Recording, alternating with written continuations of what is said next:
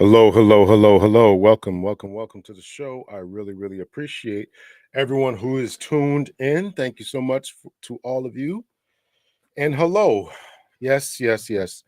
I have not kept my word, my promise, not to make any more videos for the rest of the year. Please forgive me. I came across some interesting stuff as I do.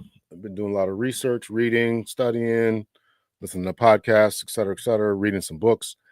And I just wanted to share a little bit of knowledge with you all, good people. So thank you so much for tuning in. Make sure that you say hello so I can greet you all. I really, really enjoy doing that. Let's see. Let me put some banners up here. They changed. They changed the system how they did everything on StreamYard. So I gotta find everything again. Let's see. Okay, hit that thumbs up and like. Make sure you say hello so I can acknowledge you. Hold on a second here.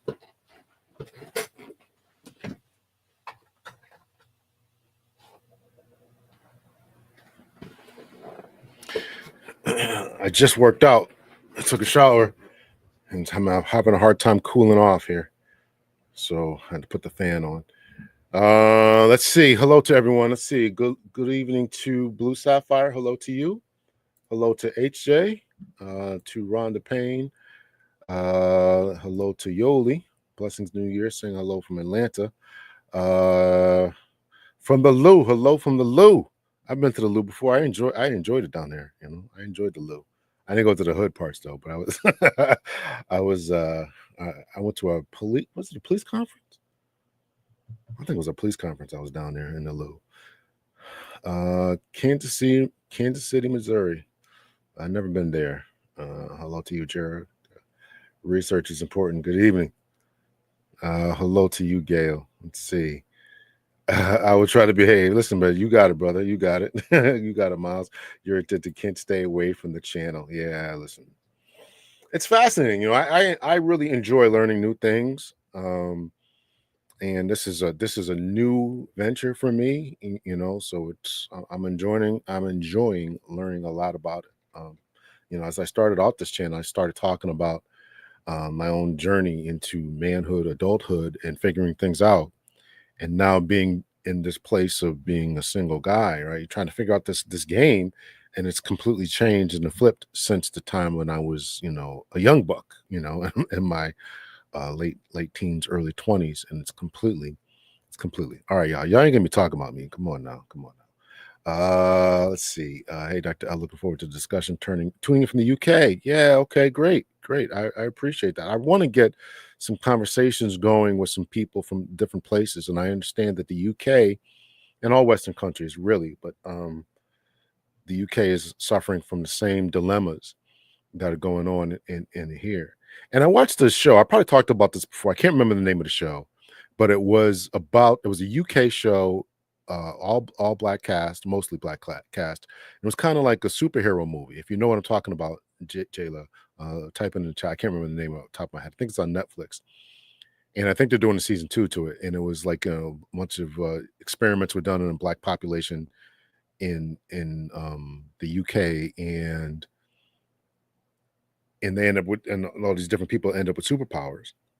And what I'm saying is that so in the show, what they were doing was they were talking about the issues that some black females in the UK were having with the black males there, and they in the UK felt that the black males were only looking at women of other descents.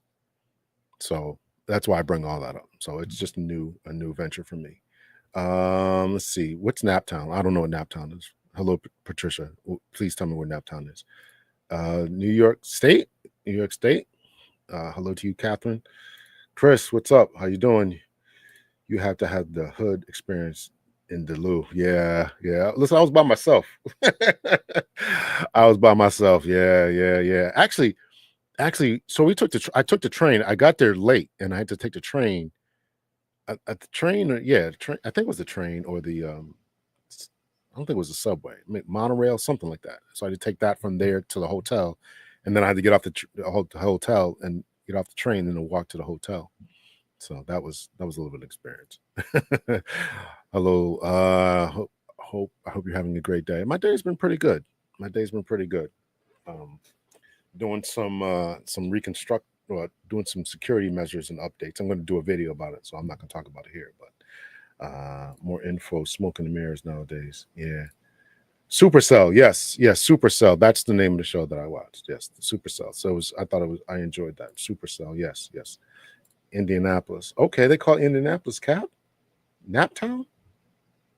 I never knew that. Okay. Learn something new every day. Okay. All right. I visited St. Louis alone and was brave to drive into the East Chicago. Okay. Well, all right. All right. Okay. I tend to like to have my heat with me when I'm doing stuff like that. So a lot of times I don't travel with my assisted friend there. So okay. All right. So Jayla, is that situation true that they said about that? Is the situation true about the African American, well, not African population? I think they're called Black Brits. I've been trying to have somebody on the show about that to talk about that. But anyway, is that true that they are having the same issues? And the Black British population is very, very small, isn't it? It's like 1% of the entire population, 1.2 or 1.5% of the entire Black English population, which isn't that large anyway, right? It's like 60 million people. Am I wrong about that? It could be off in my numbers here. So please feel, sadly, somewhat. Yeah, sorry to hear that. Yeah, sadly, sorry to hear that. All right, so we got a couple of videos to show for you today. So here's what we're going to do today. As usual, I'm going to show a couple of videos. First few are going to be a little bit funny so we can kind of warm up. And then I'm going to get into a video that I watched over yesterday or the day before. Today's Sunday, so I think I watched it Friday. And it's talking about being a nice guy. But again, I want to relate this into how we can, recognize and try to be the best version of ourselves. My whole channel is about becoming the best version of ourselves. My whole channel is about, just making the most out of what and who you are.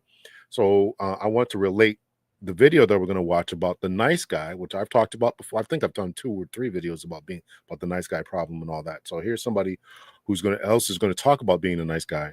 And when I want to relate this to how we can become the best version of ourselves in order to to be the best spouses and potential spouses.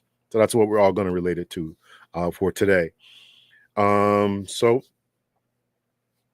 yeah, East St. Louis. Yeah. Okay. So that's what we're gonna do. So a couple of warm-up videos here. So we'll get into it. And then I got a video to play at the end that somebody sent me praising Black women because I continue to get claims that I'm somehow misogynist and all that kind of stuff. So and some of the people on the other side keep saying I'm pandering to Black women. So you can't win for losing. I don't hate Black women. I'm not mad at Black women. I applaud the efforts that they have made. I just wish that we and hope that we could come together and work together as a community. That's all I'm saying. That's what I'm about. I'm not trying to put anybody down. I don't think that anybody ought to be down. I don't think, become the best version of yourself, and all that. All right. So we're going to get a couple of videos here. So let's see. Present screen. Present. Share screen.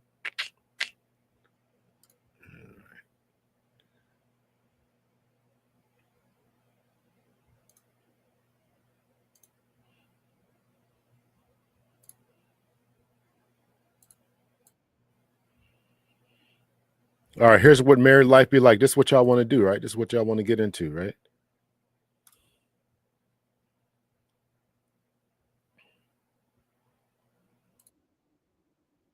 I'm the man of this house. If I want to leave at 12 midnight and come back at 2:33, 4 o'clock in the morning, that's what I do because I'm the man. And all you got to say is what you want to put on because I'm going to go ahead and iron it for you. And I don't want to hear nothing else. That's what he told his wife. I said, bro, you're crazy. I will never do such a thing. No, you wouldn't talk to me like that, would you? No, baby. No, you're crazy. Oh, hell no. You want me to do the laundry after I do the dishes? Yes, that would be nice. Oh, thanks. I got you, girl. Don't worry about it. Mm-hmm. And I'm going to tell you another thing. Since I'm the man of this house, if I want to leave at 12 midnight and come back at 2:33, 4 o'clock in the morning, that's what I do because I'm the man. And all you got to say is what you want to put on because I'm going to go ahead and iron it for you. And I don't want to hear nothing else. That's what he told his wife. I said, bro, you're crazy. I would never do such a thing. No, you wouldn't talk to me like that, would you? No, baby. No, you're crazy. Oh, hell no. You want me to do the laundry after I do the dishes? Yes, that would got be you. nice. Oh, I got Thanks. you. Do you want me to do the laundry after I do the dishes? She put that phone down real quick. I don't know where she got that frying pan from, but she got it real quick there. She got it real quick. Let's see. Another one for us here.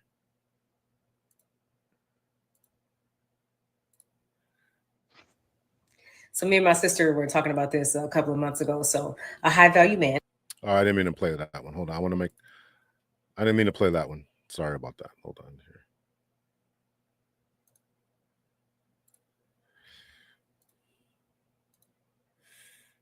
I want to make us laugh first, and then we'll get to the serious stuff a little bit later.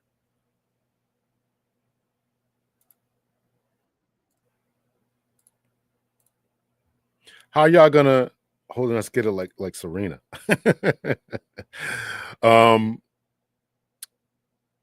Here's what it is to be married, and sometimes we have these different philosophies as men and women. And what do those different philosophies look like? What do they look like? Well, they look like this, particularly when trying to raise children and stuff. On his phone, he was sending little nasty text messages and pictures to these little girls. Boy, how many times have I told you, no face, no case? Do you understand? No face. What you mean, no face, no case? Let me talk to him for a second real quick because this don't make no sense. That's somebody's daughter, man. That is somebody's daughter. Somebody.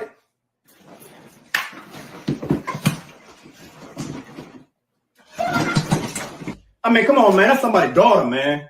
How would you like if somebody did your little sister like that? Huh? Show some respect, man. These are future queens and goddesses, man. Like, real talk. What are you doing? I don't send you to school to do this type of stuff. I don't give you a phone to do this type of stuff.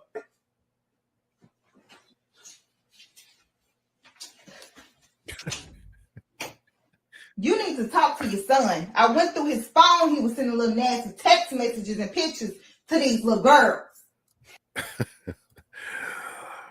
It's wild out here for men raising these boys, man. So,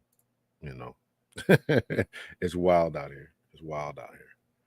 All right, let's see. You ladies out there, for the ladies out there, how quick would you wake up if you heard your boyfriend, husband getting a text message from another young lady here?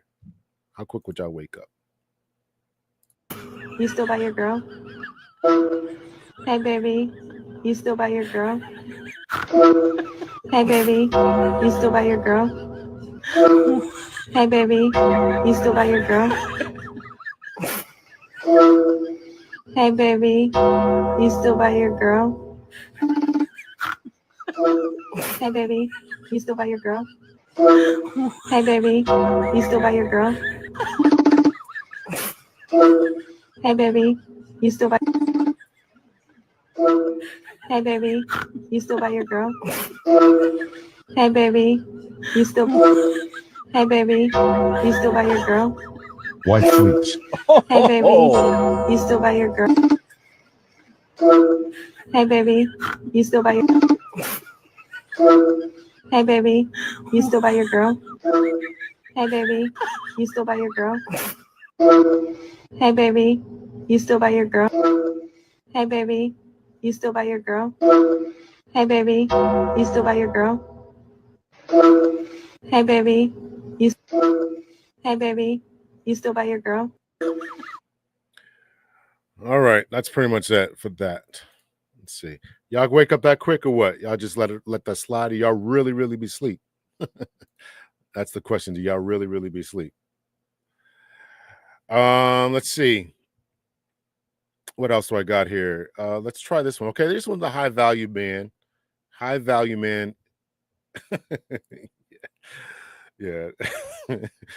That definitely is wild. Y'all really be, I don't yeah, do y'all really be sleep or what? What's up with that? Right? Becoming the best version, becoming the best how we look for mates and to become spouses and all that kind of stuff. Right. So here's one about high value men. Let me know your thoughts about this. So me and my sister were talking about this a couple of months ago. So a high value man is nothing but a new and improved and updated FN with a better disguise. And by FN, you know what I mean. Okay.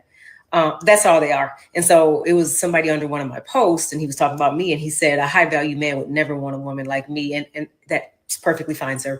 I don't want them either. So we're in perfect alignment. A high value man is something that a 25 or 30-year-old girl wants because she doesn't know any better.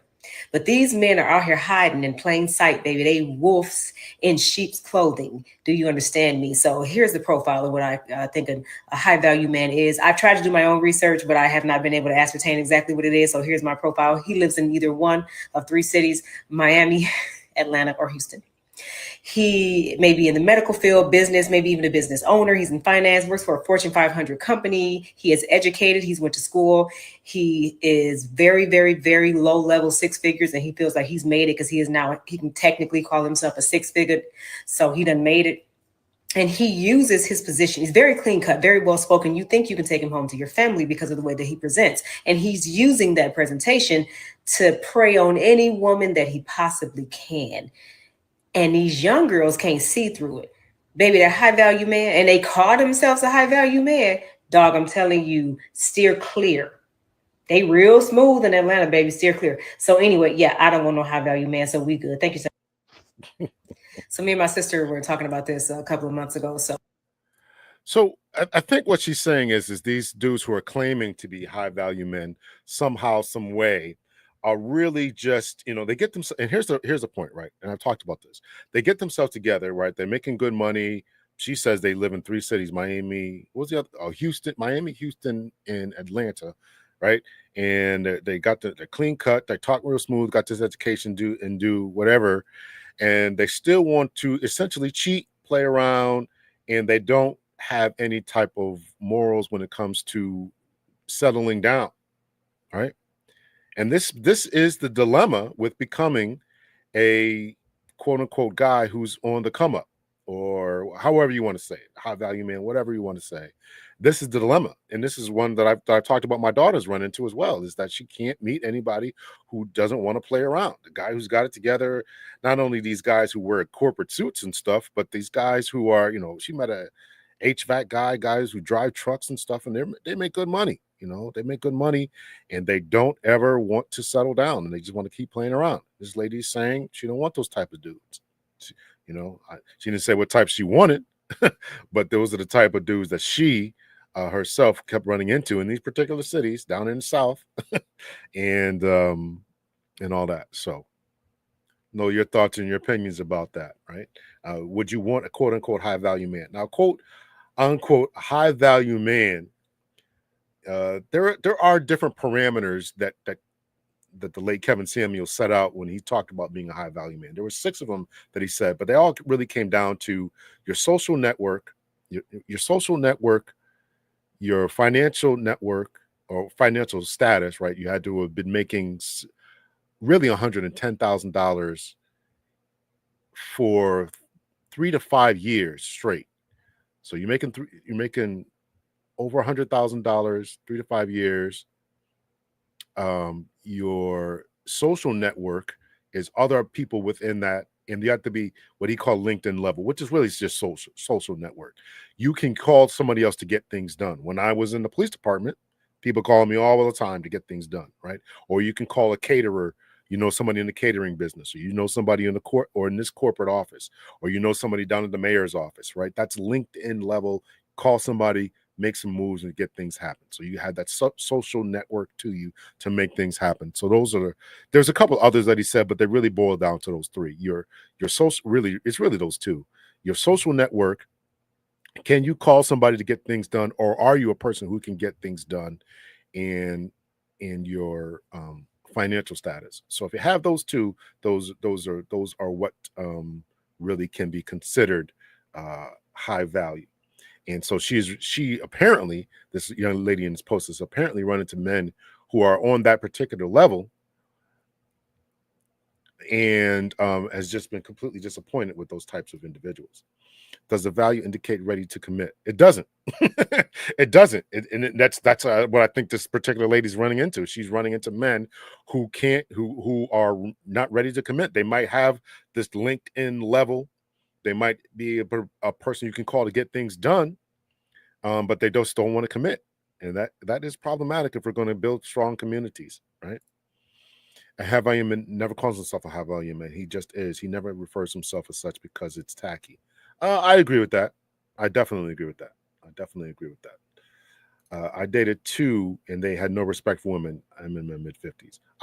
Yeah, I think that's probably a thing where they don't have, they've got so many on their arm, so many chasing them that they can just keep playing around. They can just keep playing around, and it never really stops.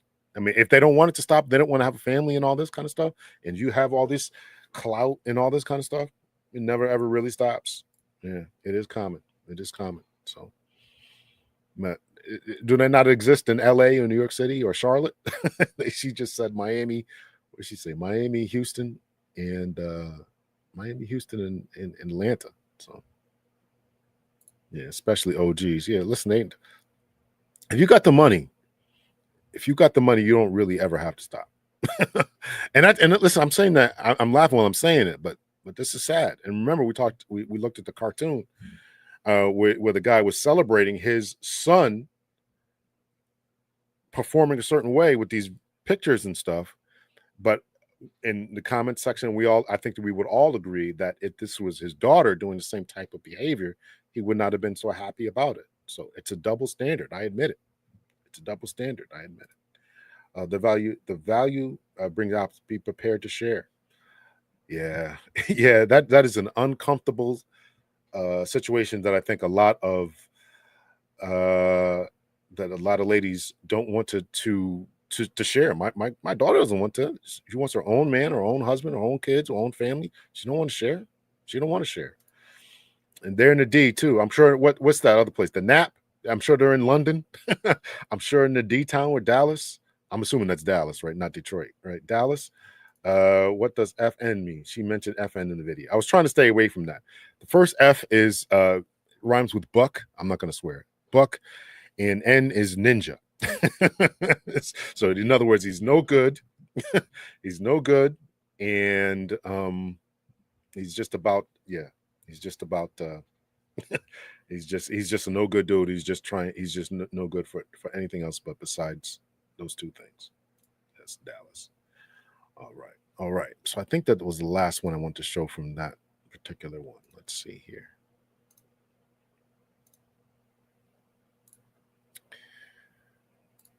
Is that clear? Did I answer that, HJ? I tried to answer that. So, who the heck is texting me?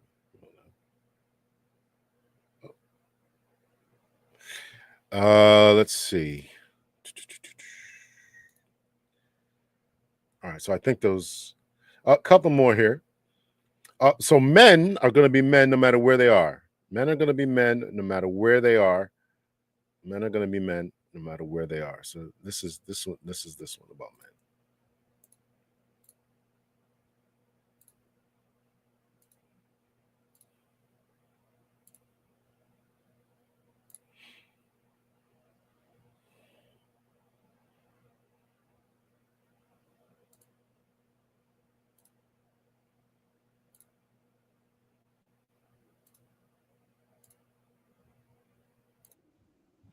Там монтажер монтирует, монтажер.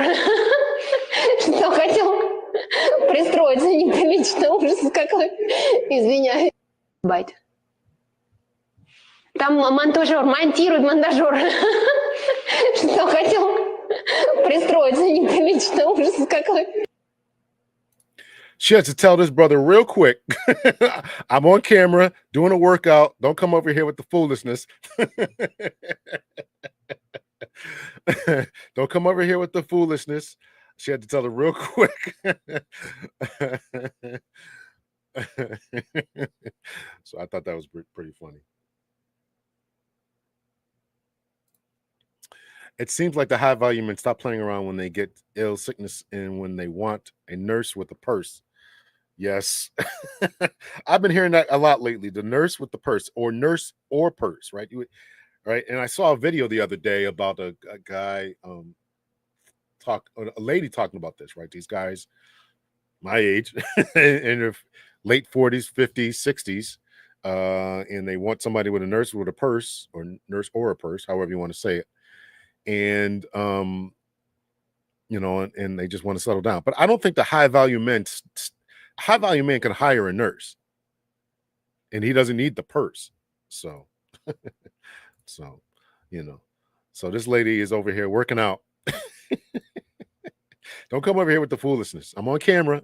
I wish I could translate that. I'm on camera. Don't come over here with this nonsense. Yeah, women becoming hospice wives. Yeah, that's unfortunate. I did a short little segment about that. So that's why, listen, I tell guys to get together, stay together, work out, all this kind of stuff, right? And here is Joe Budden. So this one is going to be a good one, I think, because this one is Joe Budden and one of his anchors or co-hosts or whatever. And Joe Budden is a podcast host. He was a rapper. I think he had one good song in his life, but no shade to that. And so this is about why men don't open up to ladies a lot of time. Why men don't open up to ladies, because she's going to use it against them. Suck a dick. I got you. We young and right outside. Yeah, we lit. Somebody lied to we you. Lit. Somebody lied to you, Mr. Blood Pressure Medication at the age of fucking 44. Right. Somebody motherfucking lied to you. My blood pressure is high. Yeah. Right.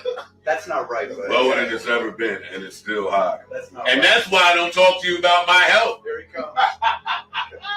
Because just like, Talk to me about what? and that's why I don't talk to you about my health. Because just like a woman, you weaponize it. Just like a woman, as soon as you get the chance, you weaponize it. I'm not even weaponizing. You just did weaponize I it. did not. I said Mr. 44 heart blood pressure. I heard it. Yeah, that was. But is it the truth? But you weaponize Oh. Now you weaponize the truth. Holy shit. That's like somebody telling you, yo, I got a disease. And you like, yeah, Mr. Blah, blah, blah. I mean, And that's why we don't talk to women about shit that's near and dear to us. that's Because crazy. after one argument, y'all turn around and say, hey, that's why your dad died and you got daddy issues. Yeah. Right? I just saw this the other day. I'm Preacher cool. was like, yo, preacher dude, this was yesterday. Preacher dude said, women, the second that this man makes himself vulnerable to you, and you take the information that he shared in his vulnerability and use it against him, it's a wrap. He went off. So He went crazy. He went off. A preacher dude said it. And then y'all don't know why we And then y'all say, why don't you open up on shit? Suck a dick. Well, I got you. So I thought that was a good kind of life lesson there to that. That here it is in full display, in which she took an opportunity to hit him below the belt, as it were. And again, name of the show is what we're talking about, is becoming the right partner. And if you want to be the right partner, particularly as in this scenario right here, as a woman, you want to be the right partner. You got to recognize, when you're hitting below the belt. And if you want your man to open up to you, you want your man to be, share and all that. That's not the time to do it, right? It's not okay to weaponize any secrets, anything that he holds, anything that he's told you, anything that's near and dear to his heart, any past traumas that he's had, any mistakes that he's made, anything like that. You turn his vulnerabilities into opportunities for weaponization and to hurt him. And so that is an issue. So the secrets to become the right partner, this is one of them. You got to stop doing that kind of stuff. And Yoli says, yeah, sadly, some women do that. Obviously this is not a 100% thing, but this obviously goes both ways. But generally, women are more likely to do that because they more than likely can't hurt you physically, unless you're in a cartoon where the woman got the frying pan. But this is unfortunate that this is a problem that we continue to go on to hurt this man in the way that he could. So yeah. I never weaponized any of my ex's vulnerabilities, right? Those secrets, Alicia Keys sung that song years ago. Your secrets got to be safe with me. If I tell you something If I tell you something, I should never. It should never, unless I bring it up again. I should never hear it again. If I tell you something, I should never hear it again. Particularly in a moment of heated anger or disappointment, or I made you mad or something like that. Should never hear it again. That doesn't work the other way around. Joe would be buying gifts. You lost me on that one. He'd be buying gifts to help her out, to get mad out of it. That I regrettably have done that before, but I really hate to say that I was pushed to do so. I would say that if you recognize that, if you're being pushed in this direction, and ladies commented on this when I've said this before, that you know, when I made statements about you know, no fault divorce, and ladies come in the comment section saying that, you know, women have been pushed to this, and they you know, that nobody just gets up and leaves and all this kind of stuff. But if you're being pushed, I mean, it's time to leave. If somebody's pushing your buttons, somebody's aggravating you routinely, you know, they don't know how to fight fair within arguments, and that is a skill set, learning how to fight fair in an argument. If you're being pushed, it's time to leave, because when does it turn to emotional abuse?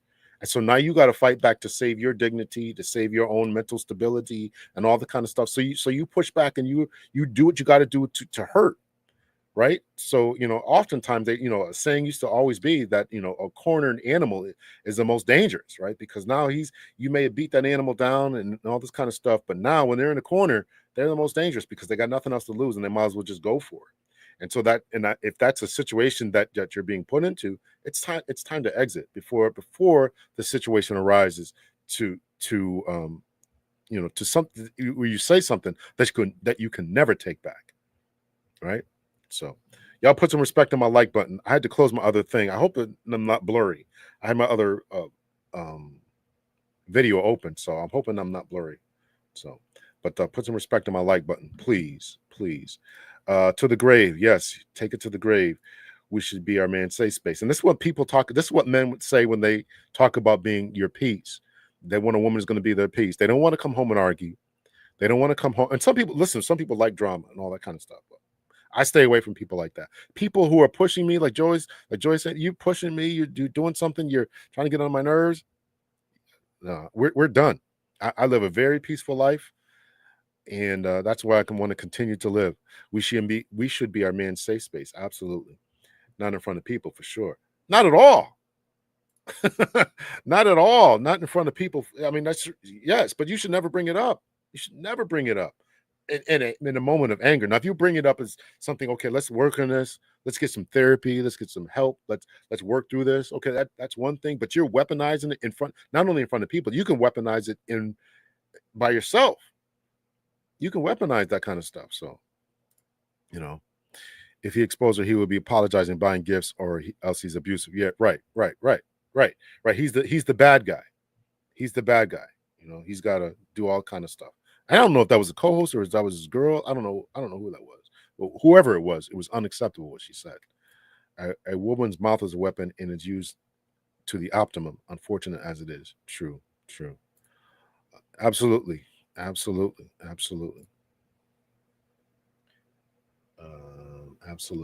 You're very welcome. Last name first, like that name.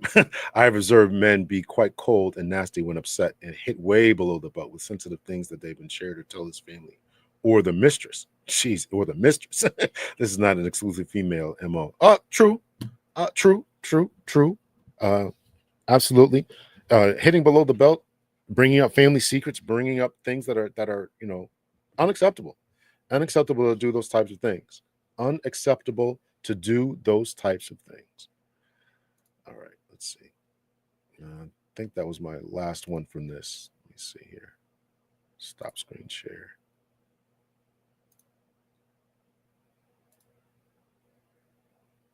All right, so we're going to get into the meat of what we want to talk about for tonight. So next couple of videos we're really going to focus on. I guess this one, the Joe Budden was the beginning of it. So here's a brother. I just found him. Well, this comes from Auntie Ania's from her page, and then we're going to get into a video. There were a couple of videos here and all that. So this will be the meat of what we're getting into right here.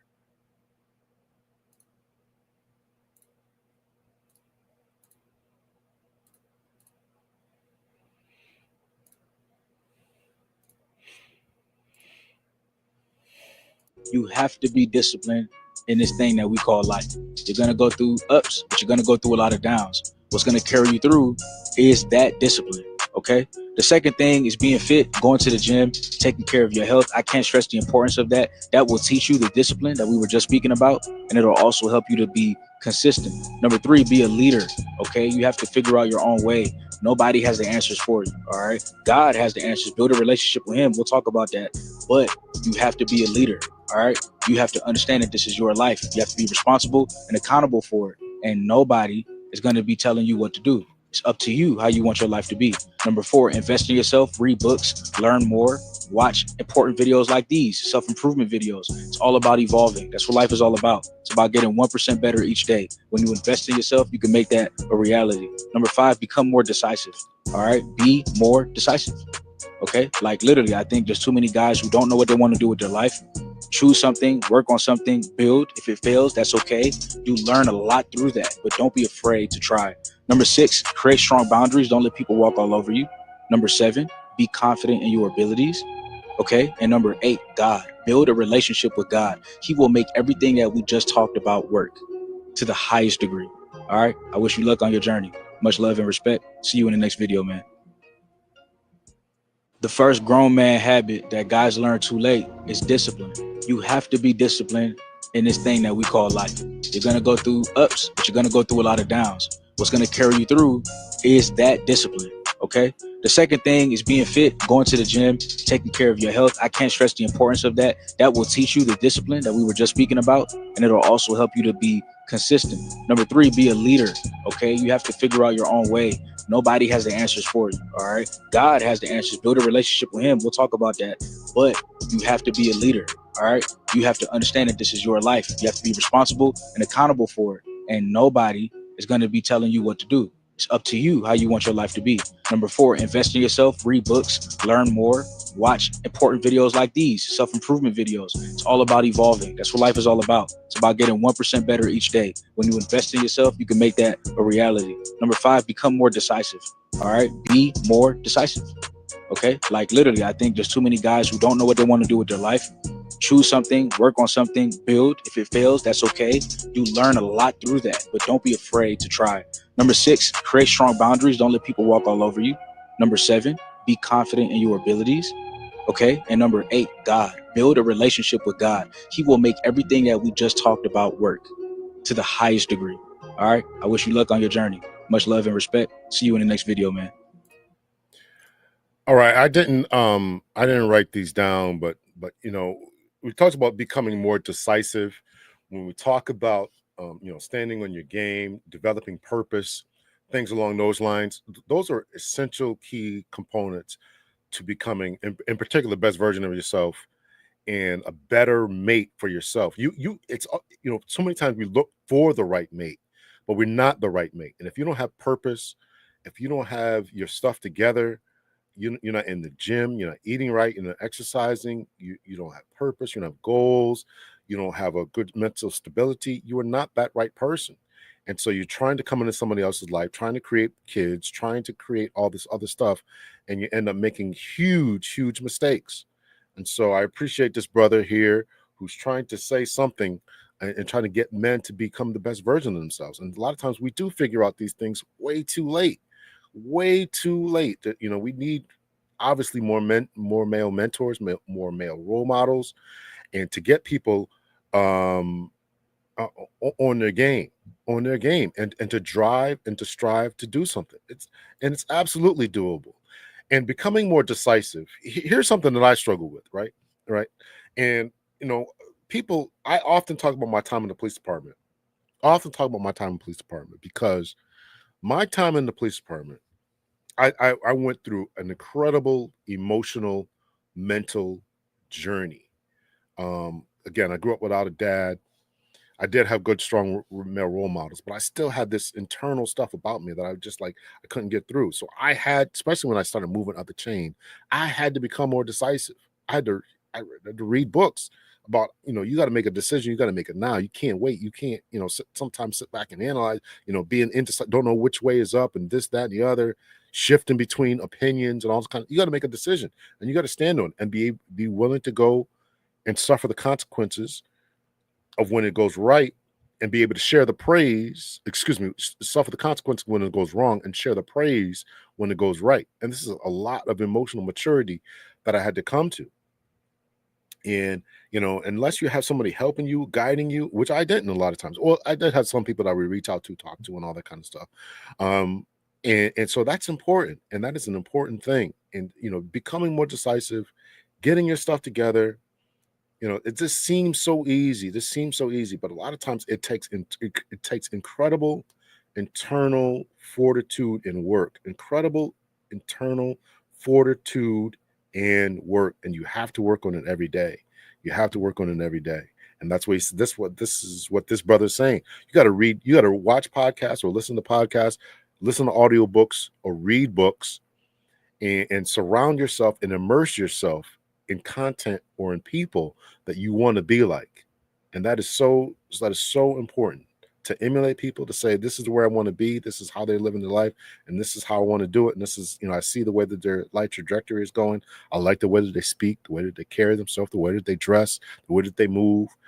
And then do what you have to do to become the best version of yourself. We don't need a carbon copy of that person, but that person can be a type of roadmap and road model about how you can improve yourself to become the best version of yourself.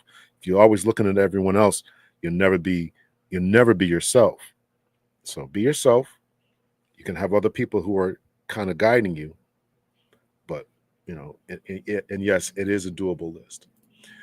Don't be afraid to try is key. I think what creates a major wealth relationship and skill disparity between men and women is male fear of trying. We need to teach resilience instead of resentment. Yeah, I think that this is something I read in the comment section right before I came, when I went live, and I want to, and this is a good point to address. I won't be able to pull up the comment now, but somebody wrote that in the comment section in one of the videos that I did earlier.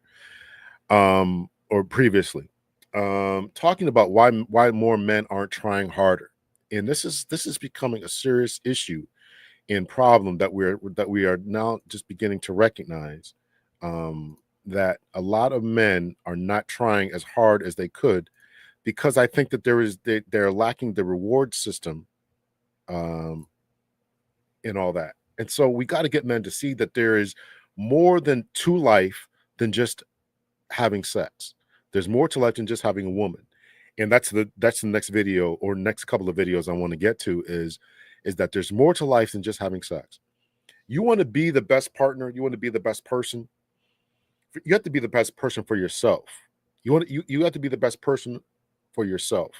Forget about trying to be the best person for somebody else. Be the best person for yourself.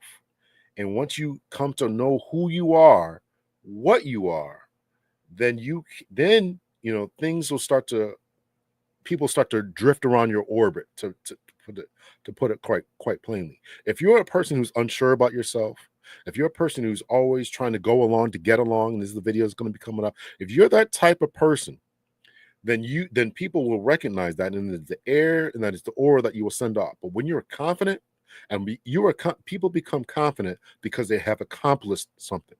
That's why degrees and certifications and licenses and accomplishments are so important to people, or should be so important, because once you have that, you've got a degree, you've got a license, you've got a certification, you've done this thing, you've done some type of what's the word, some type of life skill improvement process.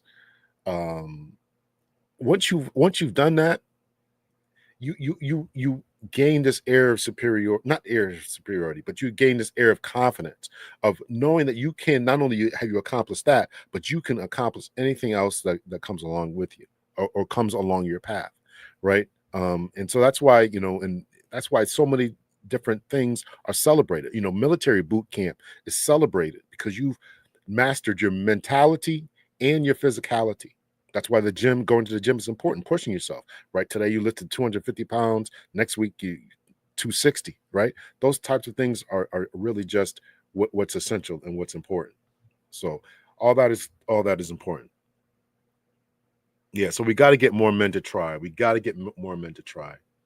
We got to get more men to try. Hello, sassy red cutie. One has to be very honest with oneself. A good question to ask yourself, would I marry me? That is an incredibly good question. That is an incredibly good question. We're going to get to that. Personal daily reflection is also important. Personal, yeah, I actually like that. You know, I don't do it as much as before, but when I was younger, in my 20s and stuff, I used to always, lay back in bed and be like, man, how did my day? I did this a lot when I was working. How did my day go?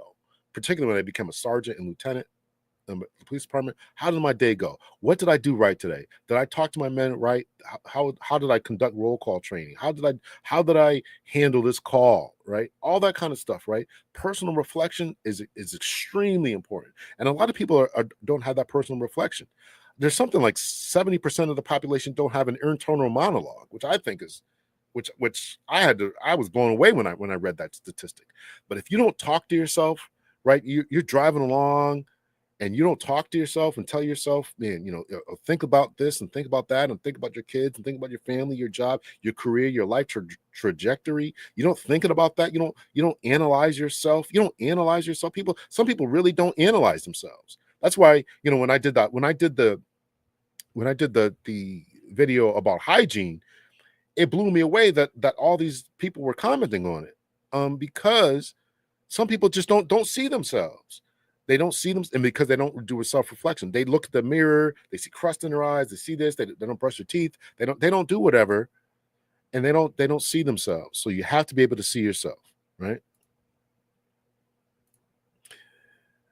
God bless your wisdom and Happy New Year. Happy New Year to you as well. Internal work is difficult. Honesty about your shortcomings takes a lot of courage. Absolutely. That is true statements. Absolutely. I guess most people would answer yes. A better question is, would I want my son or daughter to marry me? That's a good question as well. That's a good question as well. Yes, you attract that which you are. Okay, speaking about attracting what you are, this next video is going to kind of highlight everything that we're talking about here. And, all these different ladies who are saying that they want this, they want that. And of course, I don't like to do the balloon pop show because I think it's all theater and all this kind of stuff. But this tells you, some of the things that are coming along and what we are looking for. And this video that I'm going to show is going to relate to the next video and then get into an opinion piece that I'm going to read from the New York Times. So here's the next video from the balloon pop show. Take it for what it's worth. But, here we go. Oh, why'd you end up popping your balloon? I popped my balloon because you are very fine down to the ankles. I do what I can. I just, it's a pet peeve of mine when men wear pants that don't cover their ankles. Okay. So that was why I popped it. Got it. So why'd you end up popping your balloon? He said the smile thing, and I'm not much of a smiler or a laugher. I'm more serious, so yeah. Oh. You won't really catch me smiling that much. Why? You don't want to smile? No. She's smiling right now. I know, that's what I was like, why? But you're very handsome. I appreciate it. Now, is Unique someone that you're trying to? Yeah, she is. Popped because of smiling. I know. Your balloon because I think you're well dressed for yourself, but for me, I like someone that has like more of a baggy fit to their clothes.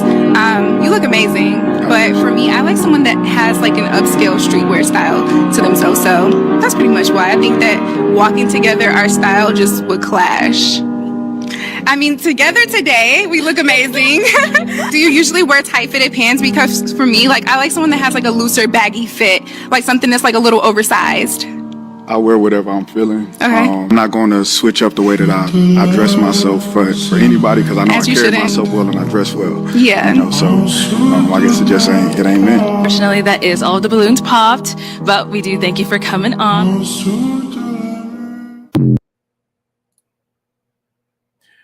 Now, let me just say, I am 100% male. Oh, why, Jen? Masculinity, heterosexual. But if this brother can't get it, if this brother can't get a woman, and all the women on the panel popped their balloon, and the reasons are because he didn't cover his ankles, his clothes were too tight, and I've said before, you can fix up a man, make him dress the way you want. and because he smiled. But if you, and I didn't record the comments, this is a recording that I did. But if you read the comments, it was just intimidation. They just knew, of course, the people in the comment section were saying this is intimidation. They just knew that they just couldn't keep up with this brother. This brother, tall, chocolate as I don't know what, in shape, and this brother can't get anybody. I mean, you don't have a shot. but a Pookie or Ray Ray, could he get a shot? But sagging is okay. Crazy, absolutely crazy. But this is keep this video in mind, because this is going to become important as we go along here. All right.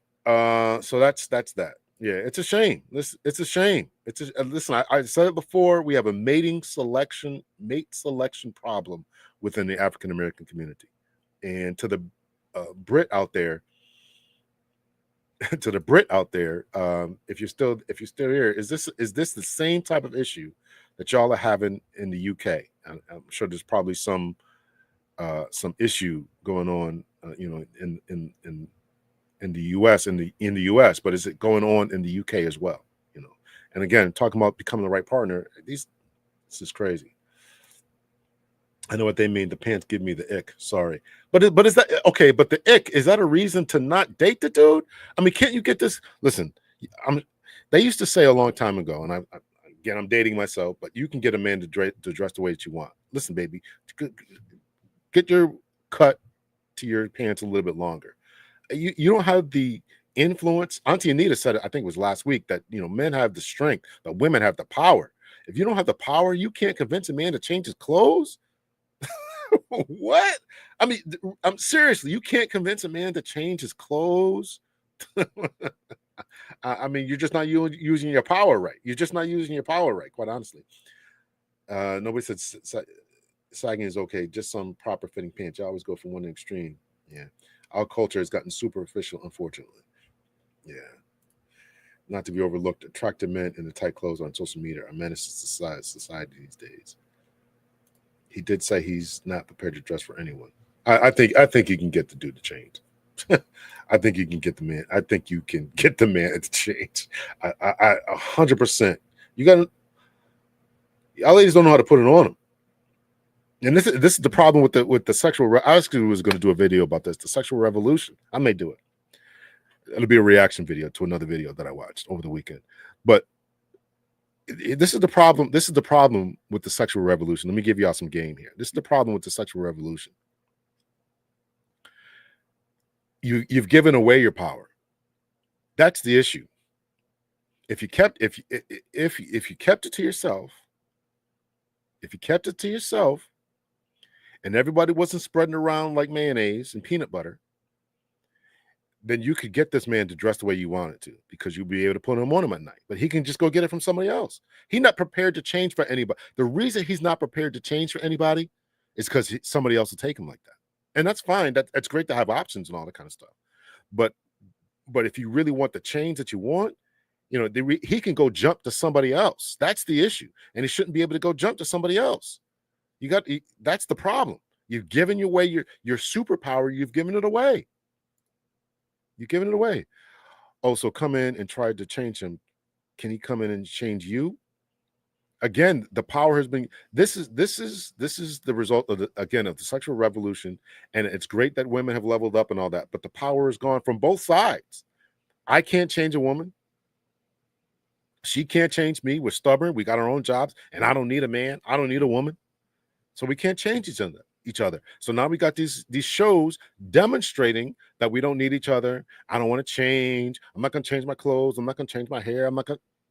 And we're not telling people to change their intrinsic value or change their morals and ethics. But you can't get a man to wear a longer pair of clothes. You get it. It's confusing. It's confusing to me. There was nothing wrong with that handsome put together man. They have no idea what they should want. They want the Pookies and Ray Rays. I really believe this. That they want a certain level and degree of control and they won't be able to control a man. A man who's working like that, that man is going to have demands. That man's going to have demands.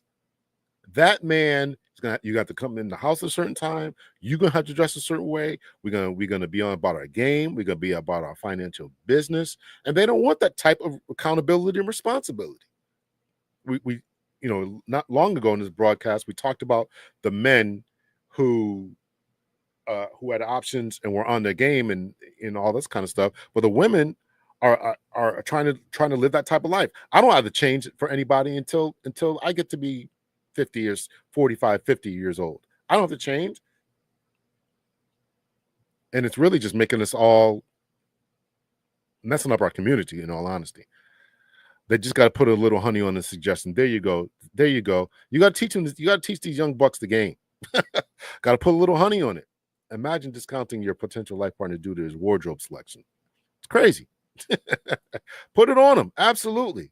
I need this topic specifically for 55 plus. Social media plays a big part in his behavior. No way any of those women would reject him in real life.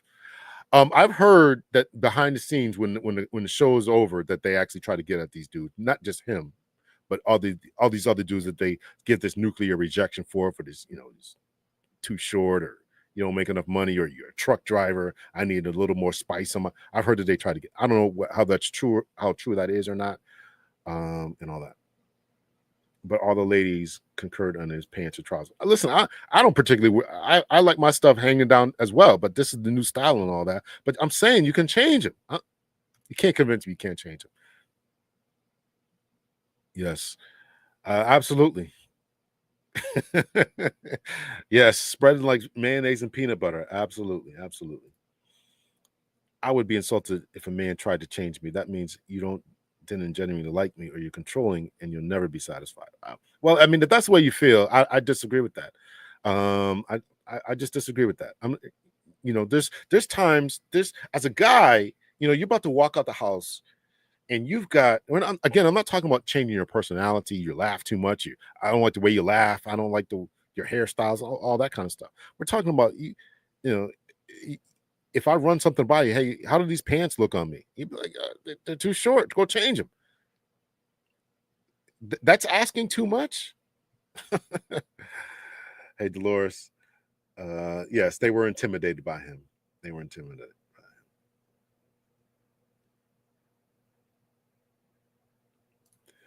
I sound real juvenile. Okay, October. Okay.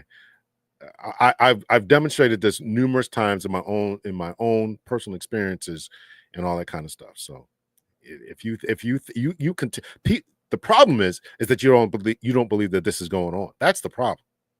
That's the problem. They were I definitely believe they were intimidated by him. They were intimidated. They don't want to change. He's got standards, all that kind of stuff. Those parts were quality cut and tailored for him. Those young girls don't know quality. He didn't have too many. He didn't have too many demand, but not the light skin with curly hair. The emo girl that didn't want to smile, poorly dressed, bad posture was his type. I was confused by that too, but whatever. I've never watched the full show. I've never watched the full show either.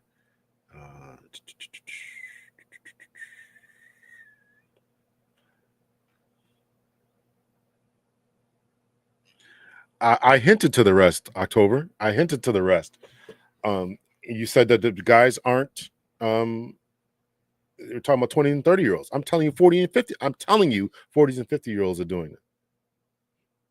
Not only can you see the stuff on the internet, but you can see. I've seen it in real life. I've seen principals and other people of high stature within society chasing after pookies and ravers in their 20s. These eyes have seen it. Been on the calls with these people. So, but I don't want to entertain that because it seems like I'm just dumping on women all the time. All right. So we're gonna get into this. Is now these videos that I played are part of a came to be because I want to talk about this particular video that I was watching over the weekend. It's called What Being a Nice Guy. Let's see. Let me stop screen share here. Stop screen. share screen, and what being a nice guy actually means. So again, we're looking at the internal work that we need to do. Now, this is a video about being a nice guy, but we want to get into what that means for us as we do the internal work to become the best version of ourselves.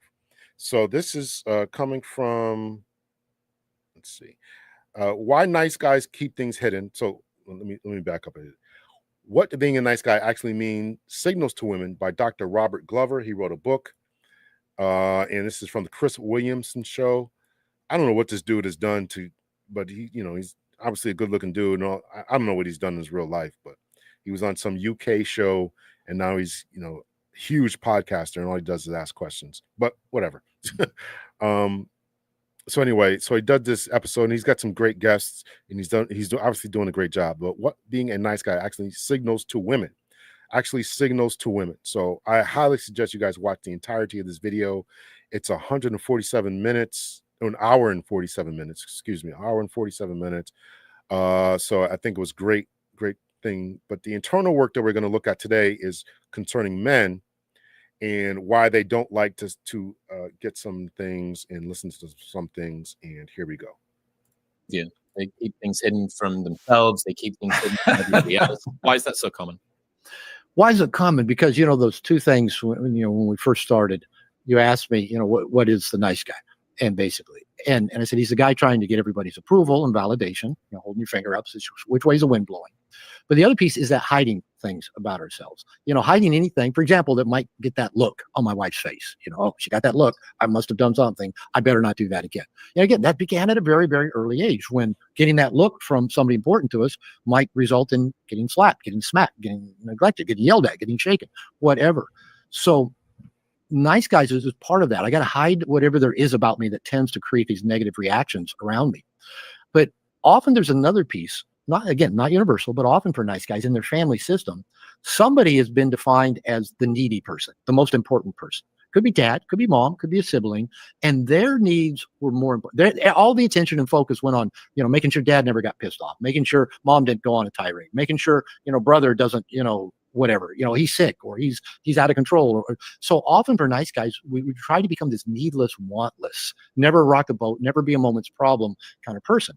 So So just to kind of sum up what he said so far is you're thinking about other people too much. You're becoming this needless, wantless person, and you're trying to appease too many other people. This is what I talked about before, trying to appease too many other people.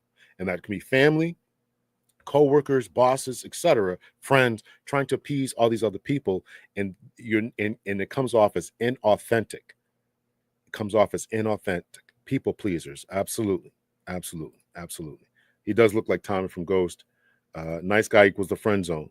But again, this is the internal work that we got to do, so we number we get out the friend zone and become a better partner. And that is, yes, speaking our mind, being assertive, like the other video we talked about, getting on your game, getting on your grind. And if you're always being a people pleaser, you're never going to please yourself. You're never going to prioritize yourself, not in a selfish way, but in a way that I talked about before, as far as, when you're on the airplane, they tell you, the air pressure goes up to goes down, put the mask on yourself, help yourself first, and then you can help other people around you. But you got to help yourself.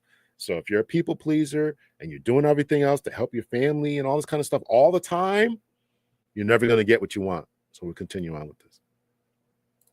The interpret is us having needs draws too much attention, and their needs are more important than mine. And so nice guys, we're again trying to avoid that negative reaction. The two things we often most hide are our needs and wants and our sexuality. The sexuality, that's kind of easy to put a finger on. We live in a culture that we're bombarded with sexual stimuli everywhere you go, but still there's still that that religious message that sex is bad, evil, save it for the one you love. Shame. Yeah, just the whole shame wrapped around sexuality. You'd think that would have gone away by now, but it's not. It's as strong as ever. So for the very young nice guy, when kind of back up a little bit back to the child development 101 stuff again. Every child, when they experience discomfort of any kind, they're hungry and they don't get fed. They wet their diaper, they mess in their diaper, they don't get changed. They're cold, they don't get help. They got a stomach ache, they don't get burped, whatever. Whenever a child experiences discomfort, their children are narcissistic by nature. Emotionally, they assume this is me. I'm the cause of this. I did something wrong. I'm bad. They don't think it because the thinking brain isn't online at this early age. The emotional brain, fight, flight, freeze, survival brain is. And so a child will try to do two things in a very primitive way, a non-thinking, non-rational, purely emotional way. They will try to medicate the feeling states they're having, suck their thumb, eat, cry, sleep, smile, whatever, to try to not feel bad right now. And again, in a very primitive, pre-verbal kind of way, try to not do whatever that was that caused the uncomfortable states, or do something different. And so that begins at a really early age. And so the child is the shame is inaccurately internalized at an emotional level. I must have done something wrong. That's why this is happening. So I got to figure out how to do that different or not do that. And so all of this comes so early as part of an emotional language, an emotional operating system. It's not in words. It's not in picture memory. And it's primitive. So here we are trying to figure out how not to have these uncomfortable experiences and prevent them from happening again. And one of the best things our primitive brain came up with is hide. You know, whatever. I have needs. Oh, I have needs. I'm hungry. When I have needs, I get slapped. Oh, their needs are more important than mine. So just hiding is part of that because we think it must be about me that's causing these painful, negative experiences to be happening to us. Does this mean that nice guys often have coping strategies? Maybe they'll overeat. Maybe they'll be compulsive with social media use or porn or video games or substances or whatever. The thing about that model I just gave you, that child development model, every human does that. Every human. We all just pick, usually, again, based on temperament and maybe just life experiences and birth order, we all pick, what are we going to do? How are we going to try to manage this? And I sucked my thumb until I was in kindergarten. I think maybe I was trying to deal with some uncomfortable feelings. Self-soothing, exactly. Trying to manage some anxiety there. So that's what I did. Now, we go through childhood, then we hit adolescence, and now where we really want people's approval, want to fit in and be noticed and have attention, all of this really, gets fueled with our hormones and need for attention, where, then it really gets solidified and we pretty much carry these routines into adulthood. So yeah, trying to be perfect might be one. Trying not to be perfect because my brother was perfect and I couldn't, compete with him. So I'll be the opposite. I'll make the mess. Yeah, when I eat, I sure do feel better. When I spend all my day and night playing video games, I don't feel stressed. When isn't porn amazing? I didn't know that this existed. Look how I feel. If I get straight A's, look, I finally get some validation, but I don't know if it's ever enough. I better keep, succeeding, performing, I better get into great, amazing shape so I can be valuable. Oh, I'll never get in good shape. So who cares? I'll just keep eating. It can take so many different forms. And the only real logic to it is the infant logic that you and I and everybody else had at a few weeks and a few months old. Why are nice guys bad receivers? It's such a trigger for me. Like, she's so nice, but it makes me so uncomfortable. I mean, you did grow up. Because we think it makes us bad. The thing is that, as I said, most of us is most nice guys internalize this belief. Well, because I have needs, that's why I have these bad things that happen to me. If I don't have needs, bad things won't happen. And often, again, I could look around in my family. Oh, dad's needs are more important. Well, let's all make sure dad's okay. Oh, now mom's unhappy. Let's all make sure mom's okay. My little brother was a general fuck up at pretty much everything. Oh, okay. We got to make sure little brother's okay because he's going to fuck up. And I kind of like, if I don't have needs, if I just kind of do everything right, I'll be the golden child. I'll get some validation. I won't get noticed too much and get in trouble. And so, again, that was my story. It's not every nice guy's story. But there's some fundamental piece in there that if it's visible, if people know I have needs, like that makes me vulnerable, it puts me at risk, it gives people control over me, I'll owe people something. So in my own personal work, one of the earliest things I'd start doing was making me a priority, where I did for me. I'd do for everybody else, but I wouldn't make me a priority. And I'd make sure, my wife and kids, they all went to the dentist. I wouldn't go to the dentist. If I saw something on sale, I'd buy it for them. I wouldn't buy it for me. So I want to pause there for a minute to kind of digest what you're saying. So, you're putting other people's first. You see something on sale, you buy something for else, but you don't. For whatever reason, variety of reasons, you don't think about yourself. And I'm not saying to be selfish, but it's okay. It's okay at sometimes to think about yourself and say, I need to take some mental health days or whatever you need to do in order to get to that place. The imbalance in relationships and people pleasing is encouraged in women and discouraged in men, creating a setup for poor relationship dynamics.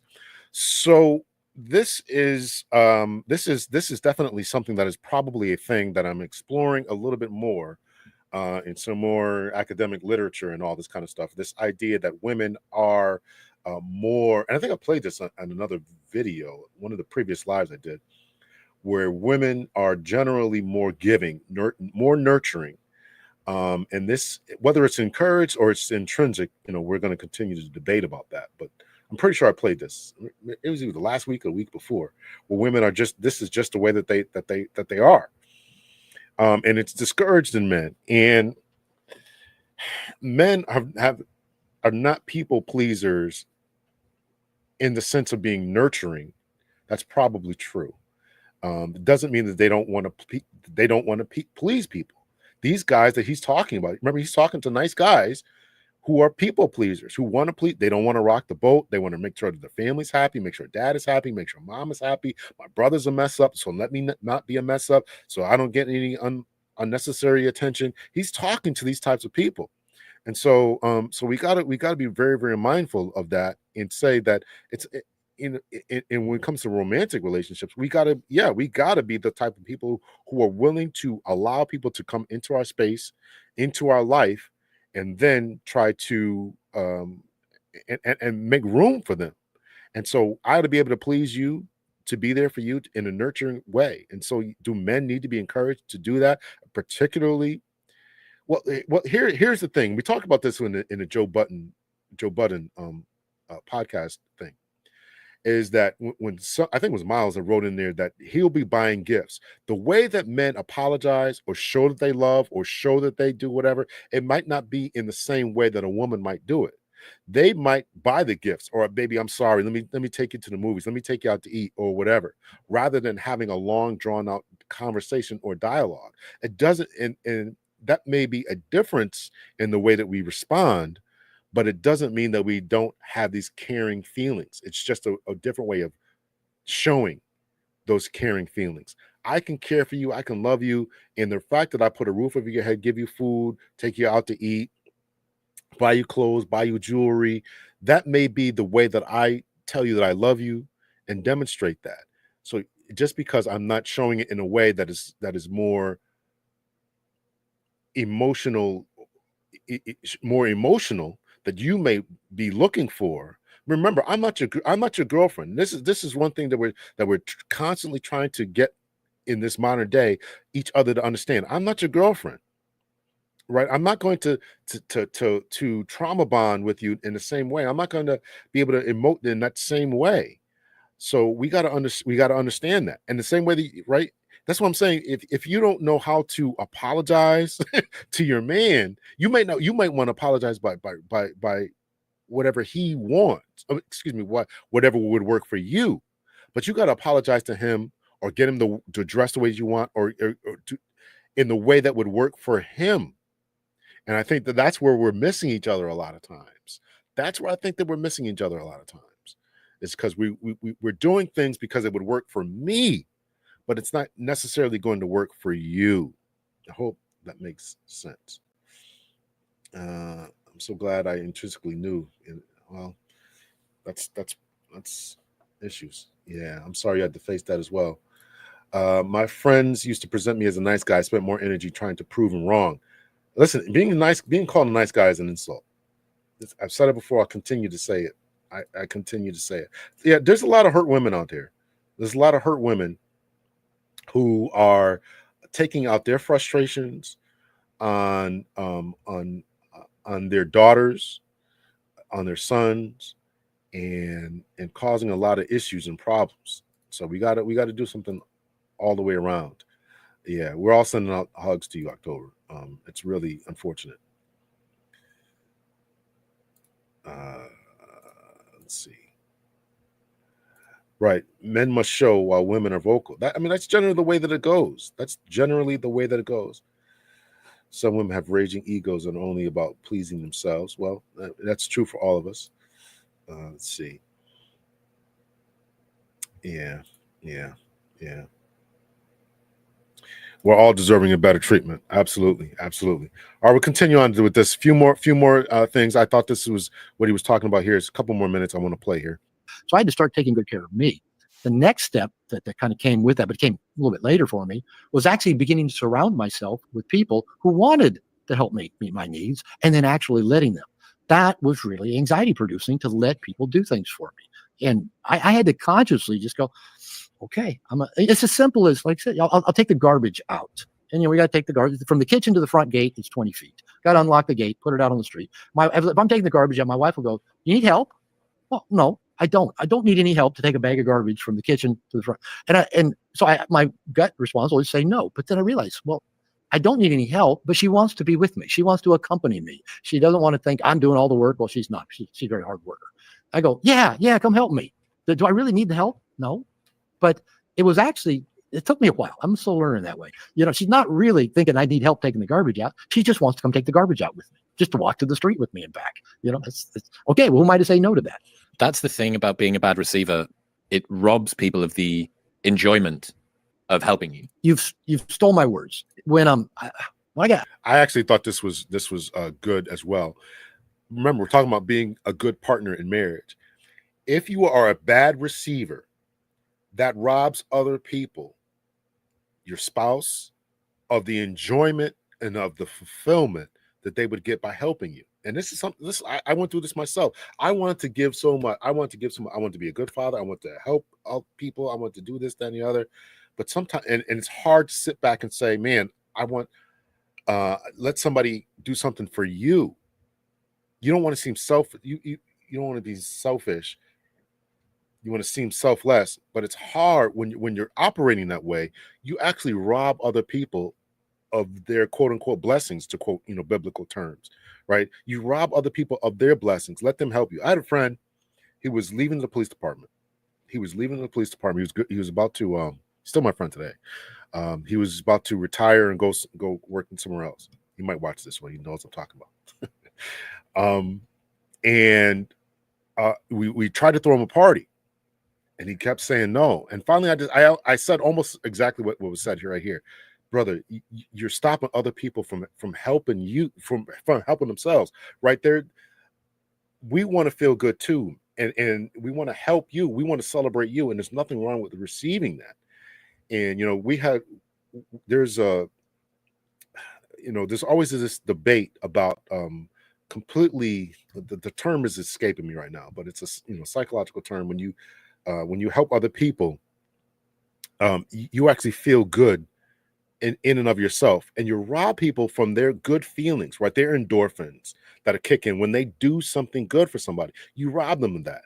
And so a lot of times in marriages, becoming the right partner, you rob people, you rob your wife, you rob your girlfriend, you rob your boyfriend of that good feeling. Let somebody love you. Let somebody dote all over you. Let somebody do it. So I thought this was profound. So we'll continue on with this. I got divorced in my late 40s after 25 years of marriage to two different women. And again, when I started dating and started meeting nice girls, who wanted to do anything for me, wouldn't ever say what they wanted, wouldn't make a decision. I thought, I had empathy for my two ex-wives, what I put them through with being a nice guy. But I remember I was dating one woman, and I met her because she sold me shoes at Nordstrom.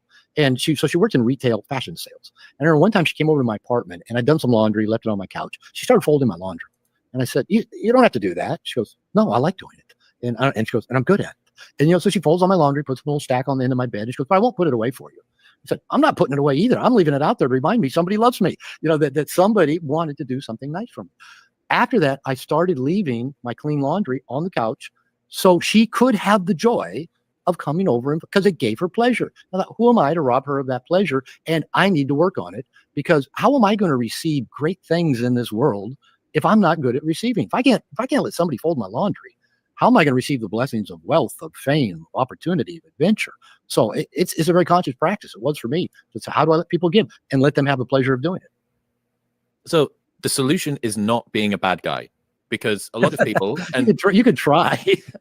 So nice guys finish last. The bad guy gets the girl. Women will sleep with the alpha but marry the beta.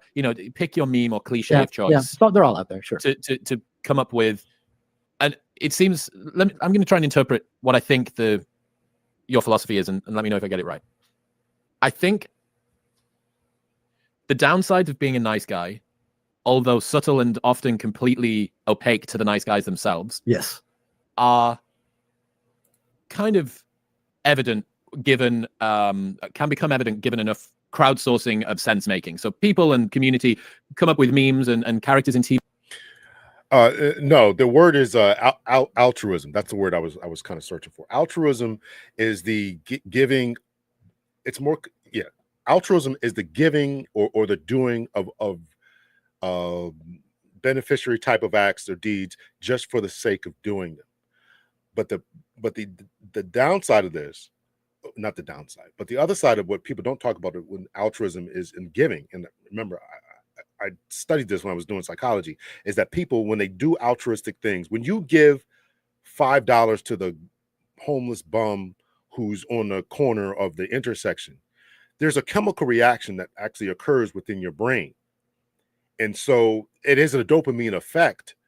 But so that's why that's why I used to argue, I probably talked about this, but we used to argue in class about what there really is no such thing as true altruism, because if you didn't get the dopamine effect from giving, you wouldn't do it.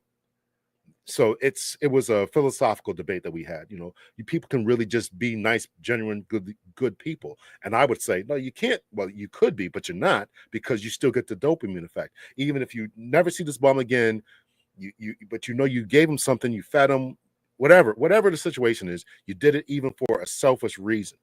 That was my argument. And so that's what I'm saying, is that you rob other people. People just want to be, even if they say they're being altruistic, the point is that I'm saying is that they still get a chemical dopamine effect, a feeling of high, a feeling that they did good. And so don't rob other people of their good feeling. That was my point. So I hope that made sense. A lot of people y'all going to bed early. What's the female equivalent of being to a nice guy? What's the female equivalent to a nice guy? Laundry folder? I don't even know when to go down that path there. What? That's what made the woman feel good. Like, y'all dumping on this woman because she folded men's laundry. It's what made her feel good. There are women out there who are really nurturing. That's what men want. When a guy is protecting and doing your laundry, let's just say you live in your own house. Let's say you live in your own house and a guy comes over and cuts your grass. You could say, I could cut my grass myself, right? That's a more masculine type of thing. Or maybe he hangs sheetrock or he hangs your TV. Of course, you could say, I can do it myself. But when he's doing a masculine presenting performance, when he's doing that, if you rob him of that, then you rob him of his masculinity and makes it feel as if he has no place in your life.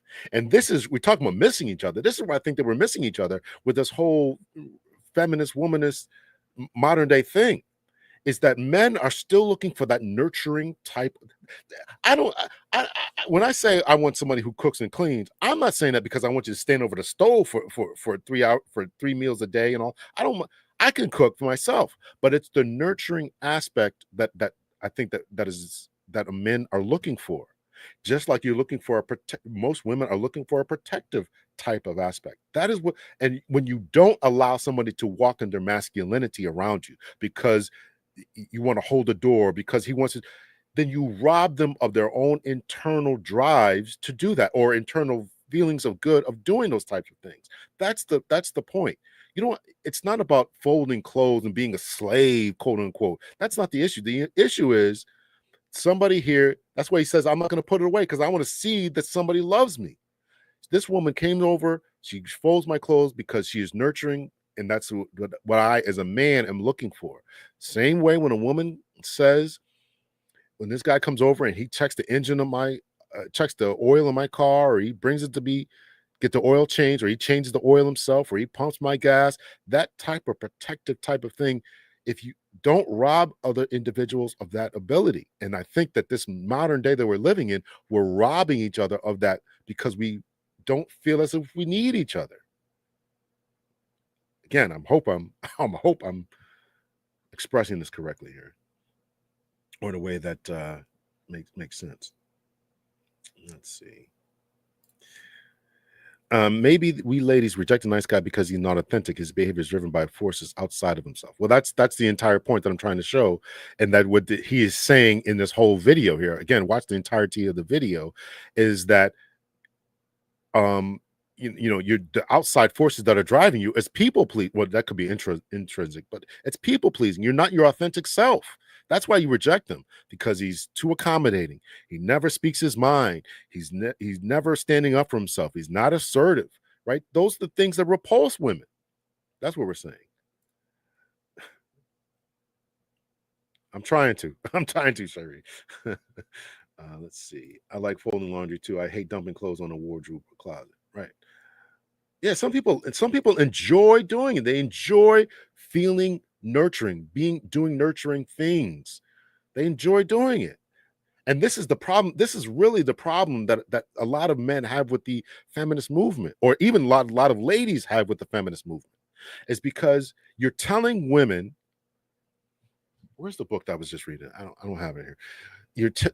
The feminist movement is telling women that. Oh, I actually played this last week. I think it was. The feminist movement is telling women that it's bad to be moms. What the heck kind of craziness is that? Imagine a movement that was telling men it's bad to be masculine men and it's bad to be dads. So men like the nurturing woman. That's the point. I enjoy serving, so this is difficult for me, but I decided in 2025 to modify how much giving into whom. Well, you should do that. Otherwise, you can get taken advantage of. Makes perfect sense. Let's see. As a woman, we sometimes rob men of being true men because how we are socialized. We do not appreciate. Absolutely. You know, I've said this before. You know how many times women have said to me, I don't need you to hold the door, or I can do it myself. You rob me of not only the altruism that I would feel, but you rob me of my masculinity and the purpose and place in your life. And if you just came over and just saw this and didn't, came over my house, you saw my house is a mess. Again, this is a nurturing type of thing. We relate to each other differently. And this is the socialization problem that we're having is if you as a woman go over to your man's house and see his dishes need to be done, see his laundry needs to be folded, and all these different quote unquote domestic type of things, and you don't do them, think about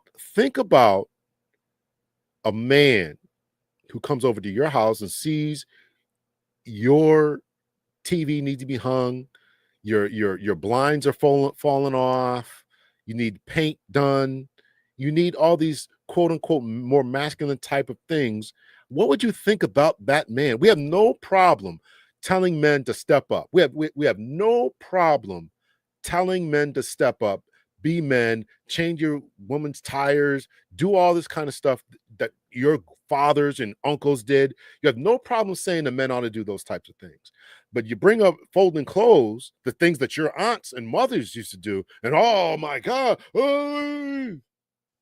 think about what you're saying. And you wonder why the honey is gone. As somebody, I think Shiree said it earlier, right? This is your power. But you gave that power up for power suits. I'm just saying. How do we become the right partner? You got to give each other what they want.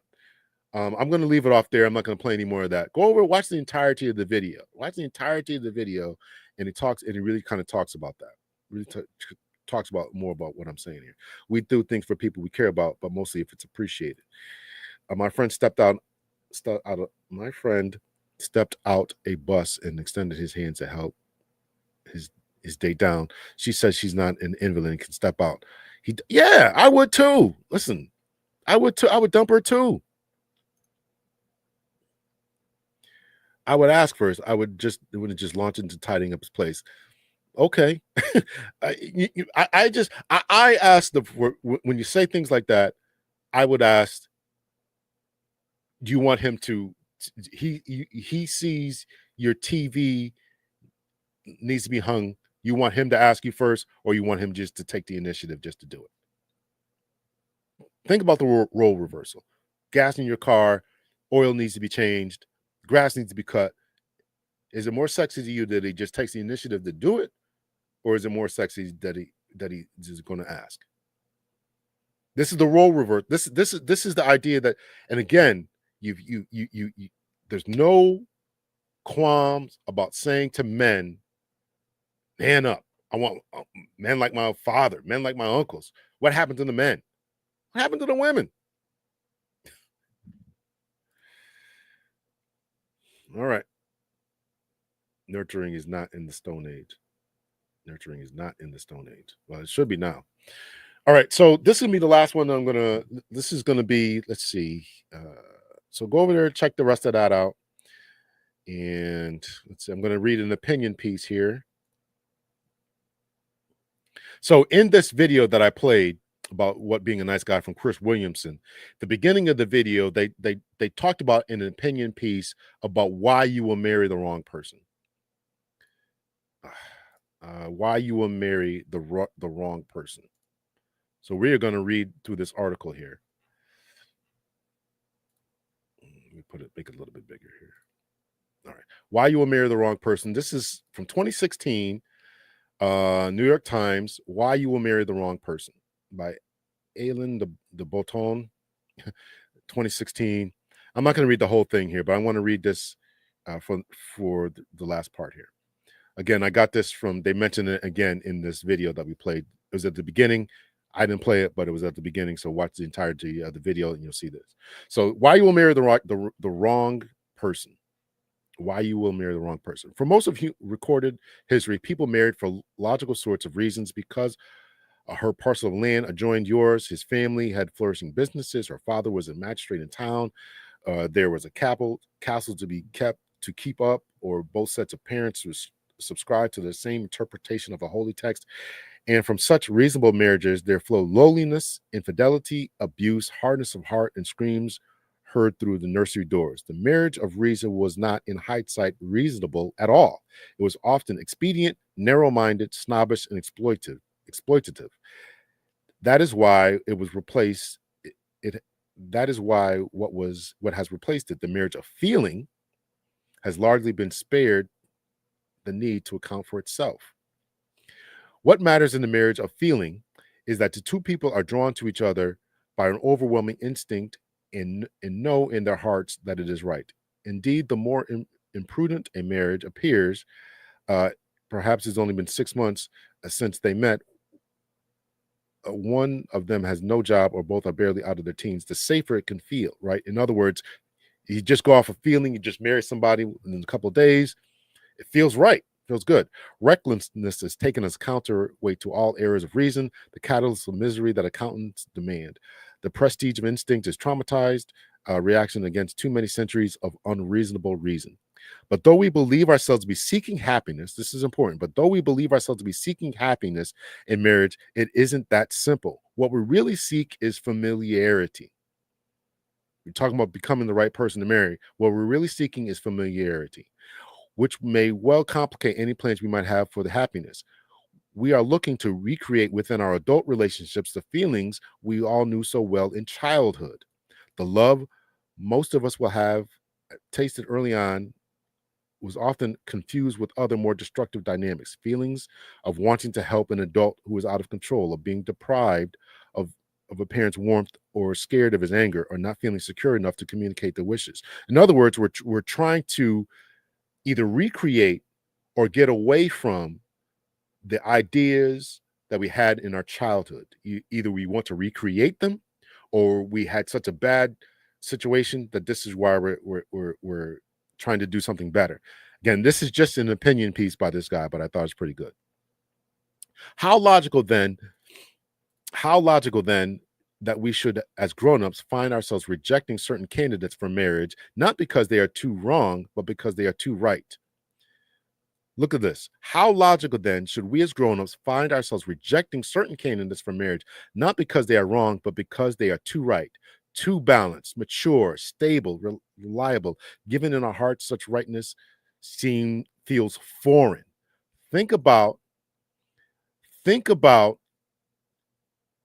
the video of the balloon pop that we played. This guy was just too right. He's not familiar to me. I'm used to dysfunction. I'm used to chaos. I'm used to guys sagging their pants. I'm used to whatever. Just putting this out there. Things to think about. We marry the wrong people because we don't associate being loved with feeling happy. We got to change that. Being loved with being happy. We make mistakes too because we are so lonely. No one can be in an optimal frame of mind. No one can be in an optimal frame of mind to choose a partner when remaining single feels unbearable.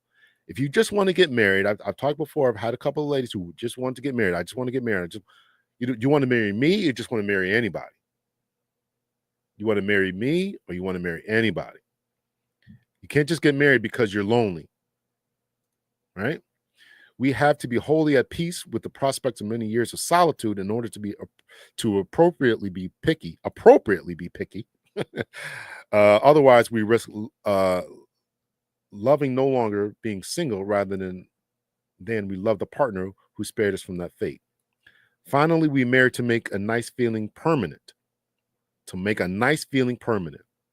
Right? We meet somebody, they give us the butterflies, we want this to last forever, so we just marry them.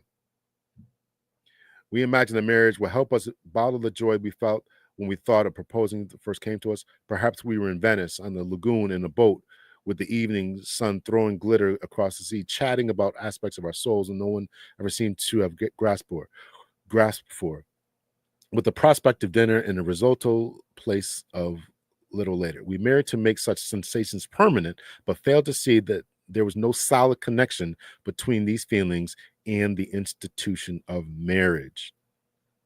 Indeed, marriage tends to decisively move us onto another, very different and more administrative plane, which perhaps unfolds in a suburban house, yada, yada, yada. He uses a lot of flowery language here. Let's see. The good news is that it doesn't matter if we find we have married the wrong person. We mustn't abandon him or her. Only the founding romantic idea of the Western understanding of marriage, which is the last 250 years. This idea of romance and flowers and all this kind of stuff is not what marriage has always been. The perfect being exists who can meet all our needs and satisfy our every yearning. That person does not exist. We need to swap the romantic view of our tragic and at points comedic awareness that every human will frustrate, anger, and annoy and disappoint us.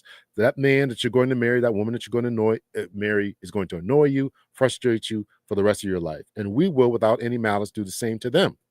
There can be no end to our sense of emptiness and incompleteness, but none of this is unusual grounds for divorce. Choosing whom we commit our lives to is merely the case of identifying which particular variety of suffering we would most like to sacrifice ourselves for. This philosophy of pessimism offers a solution to do a lot of distress and agitation around marriage. It might sound odd, but pessimism relieves the excessive imagination pressure from our culture places upon marriage. The failure of one particular partner to save us from our grief and melancholy is not an argument against that person, and is no sign of union deserves to fail or be upgraded. So, in other words, just because this person is not living up to your ideology of what they should be, and because they are not pulling you out of moments of melancholy, grief, sadness, and abuse and all this kind of stuff, doesn't mean that we ought to throw them out with the bathwater and all that kind of stuff, right? The person who is best suited, this is important to me, the person who is best suited for us, not the person who shares our every taste, he or she doesn't exist, but the person who can negotiate differences in taste intelligently, the person who is good at disagreement, rather than some notional idea of perfect complementary. It is the capacity to tolerate differences within a generosity that's a true marker of not overly wrong person. Compatibility is the achievement of love. It's just not a precondition. So that's that. You can go check that out. So I thought that was pretty important to read there. So yeah, all these syllables. Yeah, he had a lot of stuff going on there.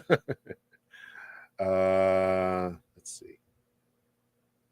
So that's my presentation for tonight.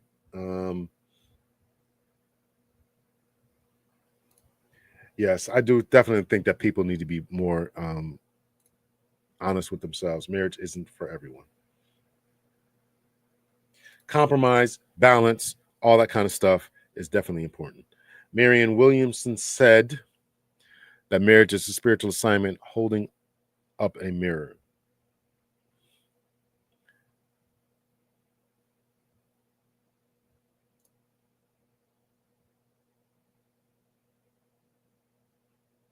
All right. So that's the presentation for tonight. So we got to work on. So I think some of the key takeaways for tonight is working on yourself, understanding that your partner has needs. You have to be able to fit that person into your life. You have to work on becoming the right person.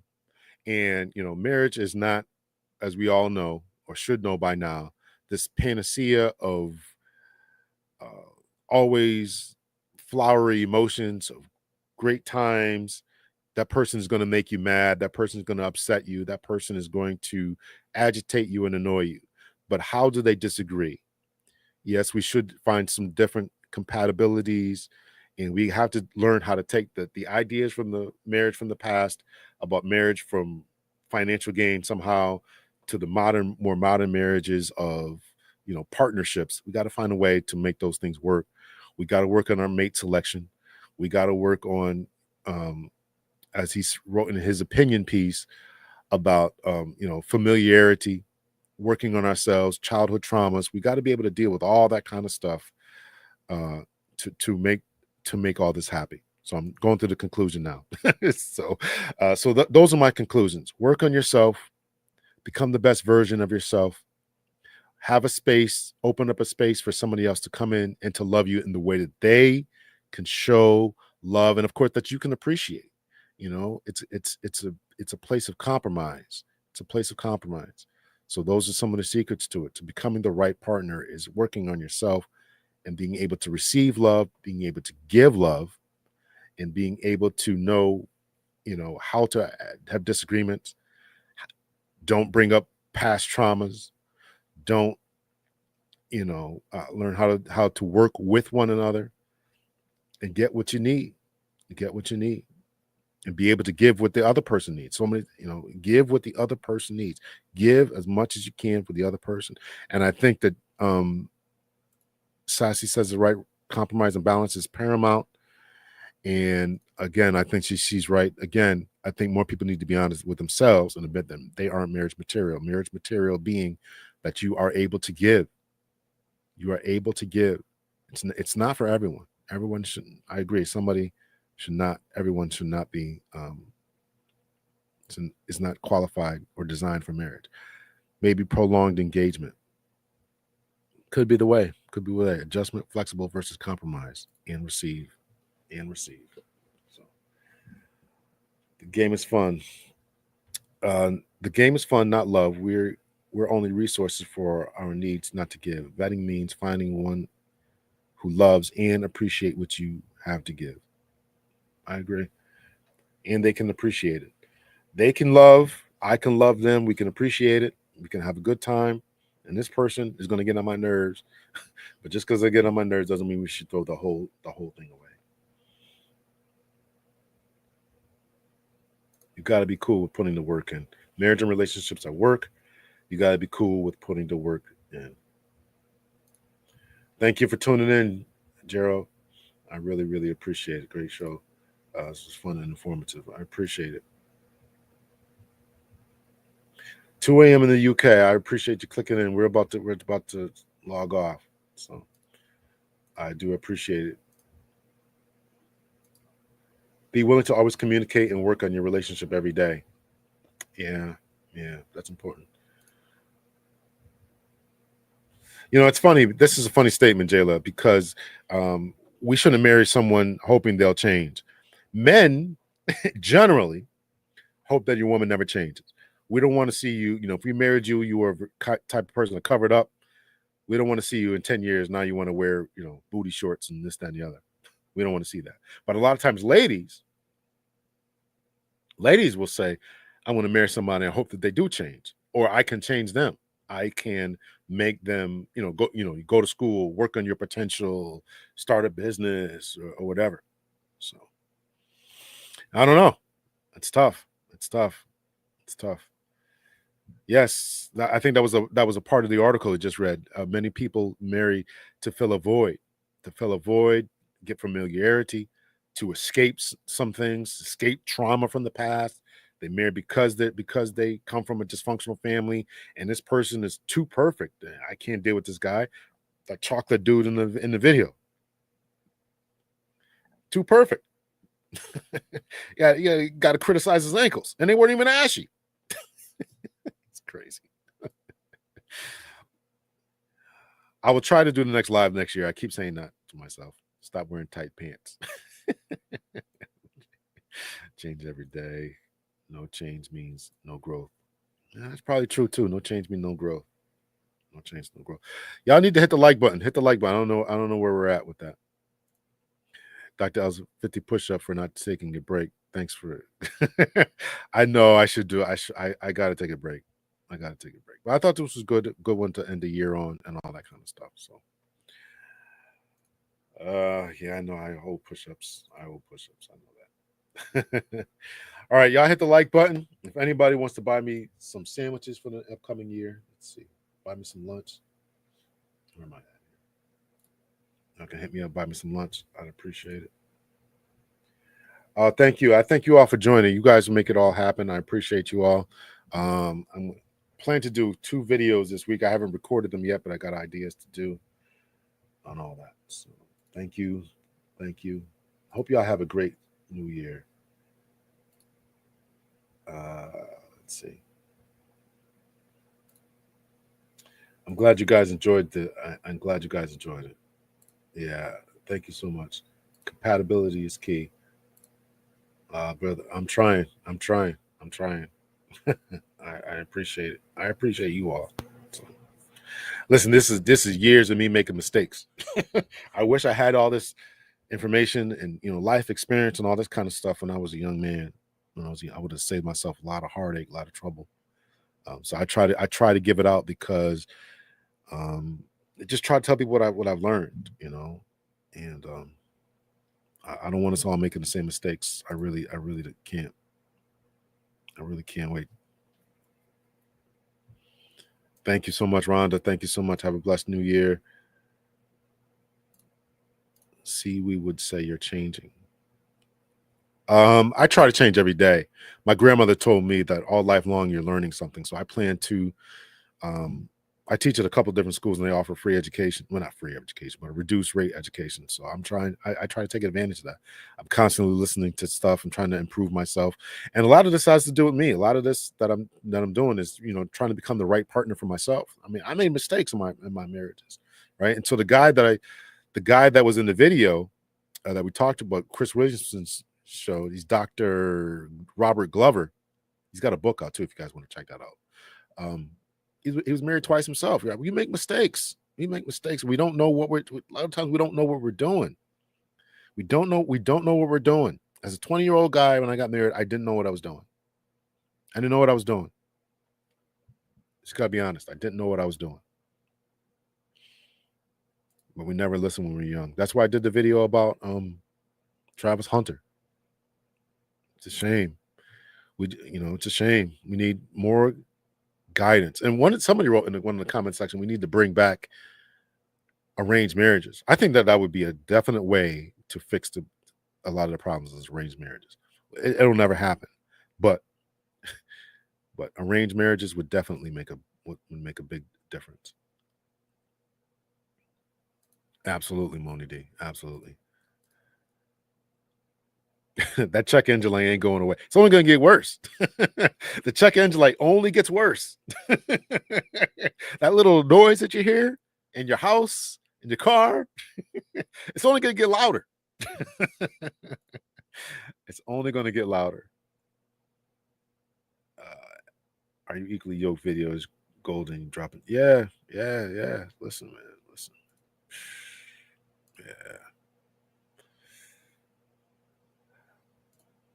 I think that's great. Married for 30 years at 19. Some people hit it right. Some people go through these growing pains. You go through them together. And at times I'm jealous of that, man. My best friend has been married now for 30 years. Yeah, wait a minute. Yeah, I think it's 30 years.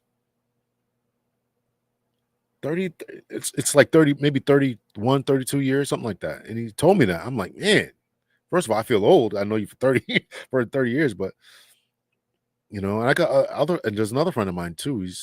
He's been married for 30 years. It's crazy. That's grandfather talk. Been married for 30 years. Crazy.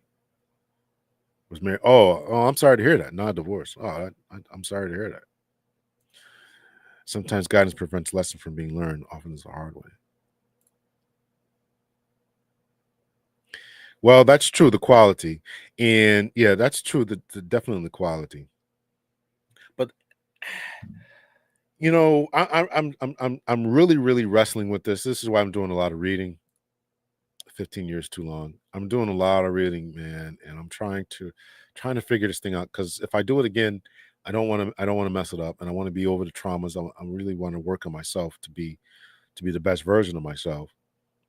But the quality is really where it's at. And it's easy at this age to be about quality, because all you're looking for is just somebody to make you laugh.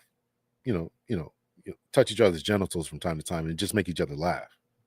That's really all I'm looking for.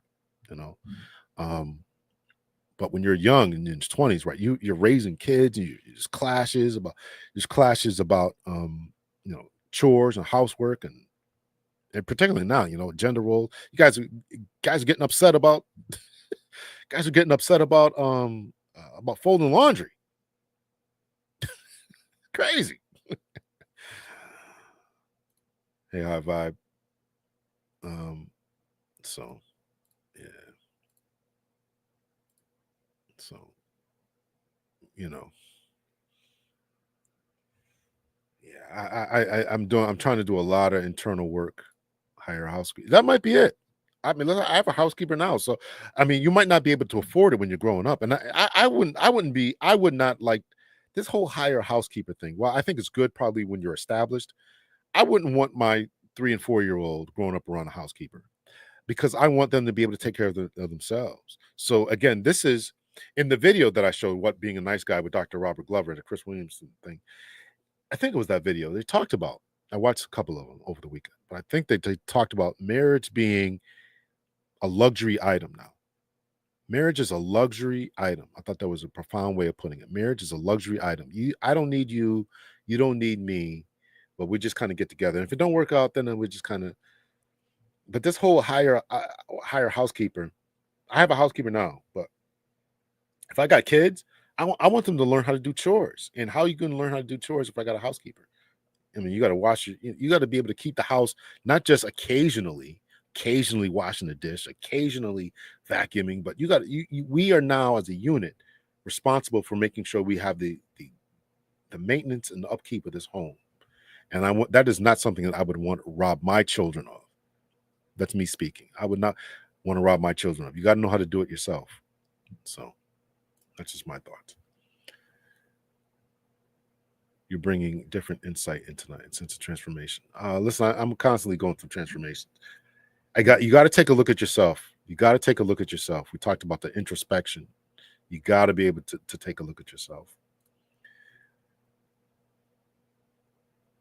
Listen, I'm not arguing after 50. I'm not arguing now. I don't think anybody put it better than I don't know where that clip is. Let me see if I can find it. Yeah, since y'all sticking around here. Let me see if I can find it on Facebook here. Nobody put it better than Marlon Wayans there. We are not. I think it might be in. Hold on, it might be in my Instagram here. Maybe it's the Instagram.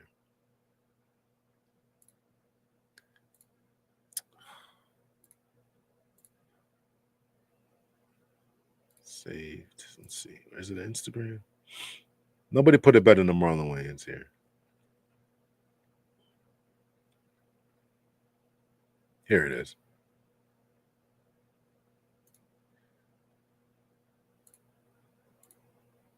You're absolutely right. I am not arguing with anybody.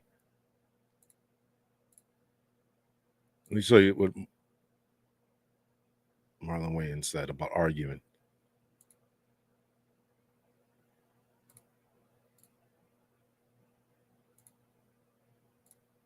I don't argue. I don't want to talk about a relationship.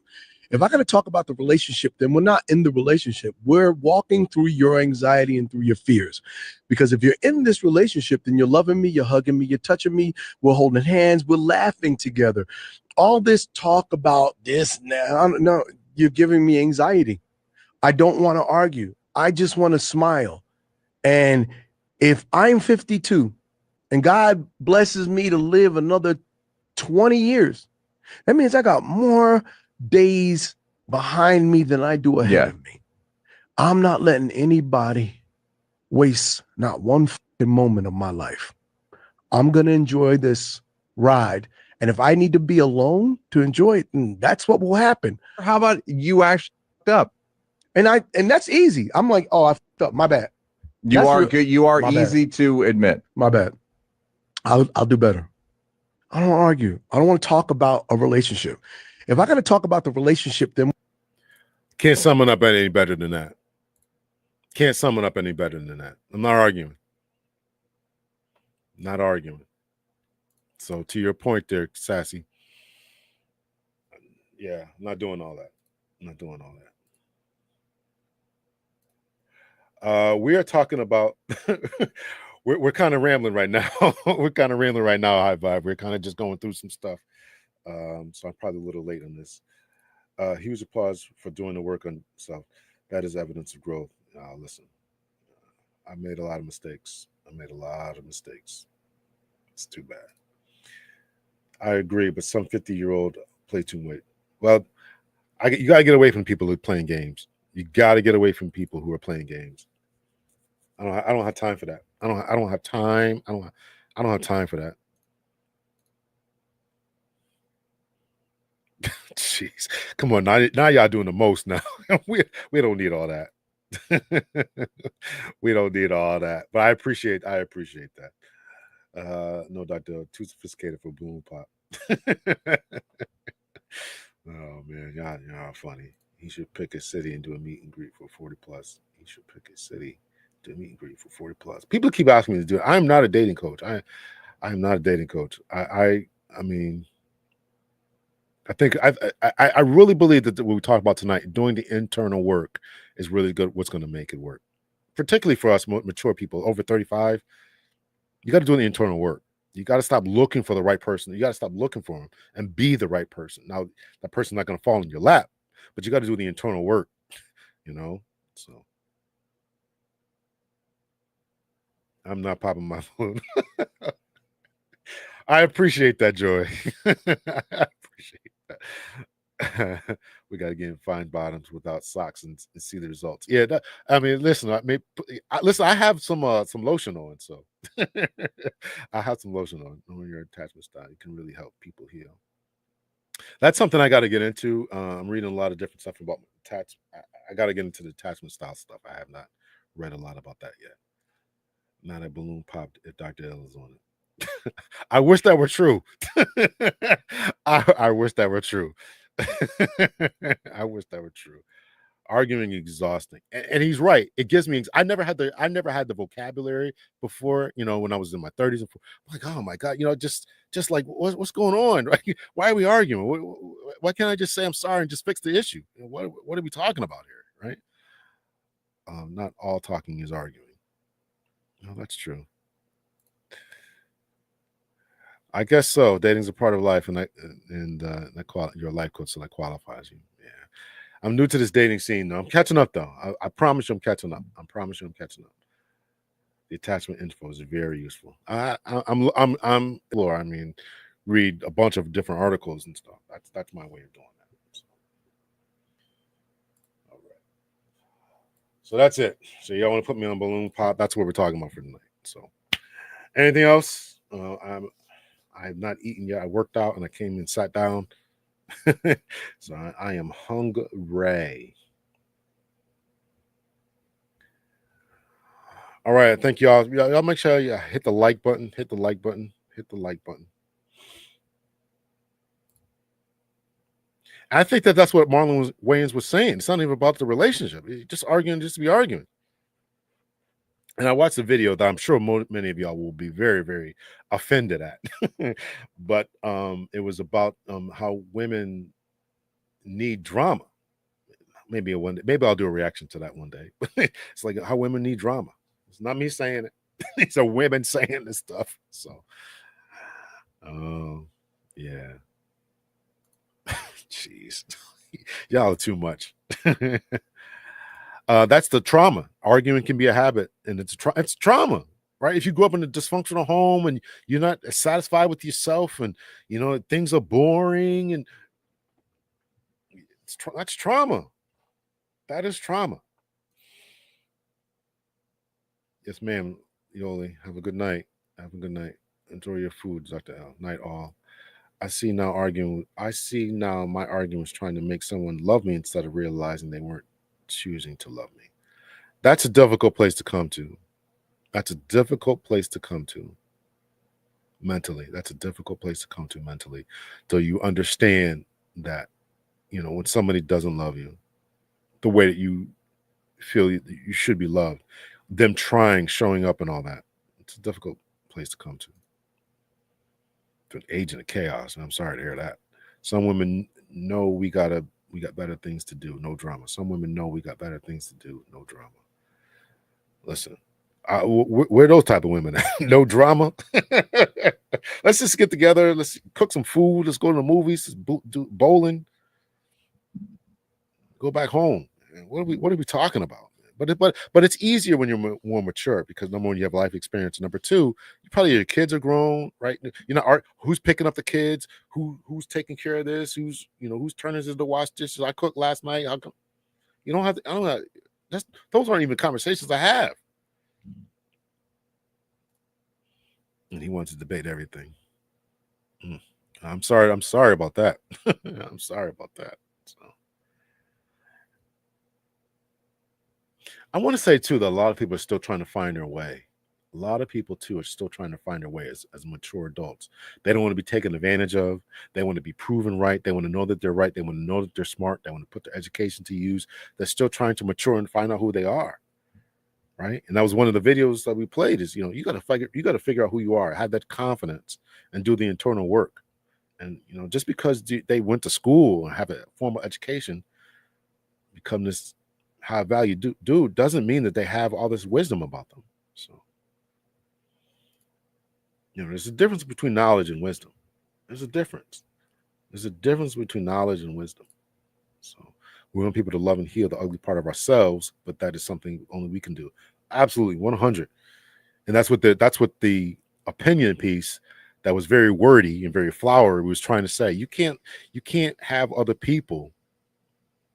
Other people can't do it for you. You got to do the internal work yourself. I can't make you love you. I can't heal the past hurts and traumas from your parents, from your school teachers who called you ugly. I can't, from the bullying. I can't solve that. You got to do the internal work. You got to do the internal work yourself. So I dated a lawyer that ate all my food when he took me out. Wow. Okay. I guess y'all got to stay away from lawyers, huh? Exactly. That's an older woman. She does not want you under. You listen, that is absolutely true, High Vibe. Older women do not want you all. What are you calling me about? We just talked yesterday. Listen, I'll see you in a couple of days. All right. That's taken me a little bit of time to get used to. You don't gotta talk every day, right? That's definitely a younger woman thing, right? I gotta, where you at? Where you been? What's going on here? You don't gotta do it. None of that. People ask me, I did a 20-year-old and deal with that again? Absolutely not. Absolutely not. We are all a work in progress. Let's see. Definitely no drama for me. We are at 50 plus, no drama. Yeah, I guess we're out here somewhere. Beware of lawyers. Yeah. No, not all women. Some are trying to make it work and trying to get to understand, because the same problem keeps occurring. They're trying to get an understanding. Wow. I'm right here in Albany, Georgia. Peace that surpasses all understanding. Okay. Some folks just have an argumentative spirit. It's part of their personality. I avoid people like that with the plague. I avoid people like that all the time. I hear you, Yoli, but a lot of women don't. I've run into that. Man, I don't gotta talk to you I don't gotta talk to you like they don't gotta talk every day. And then I met one girl who called me 4 or 5 times a day, and that was an odd relationship, man. That was an odd relationship. So.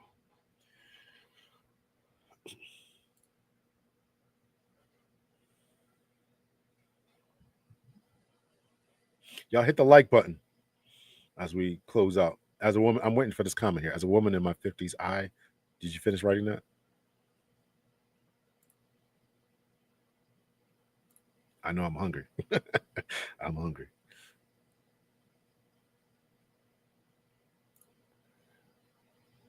I've learned, as a woman in my 50s, I've learned to pick my battles.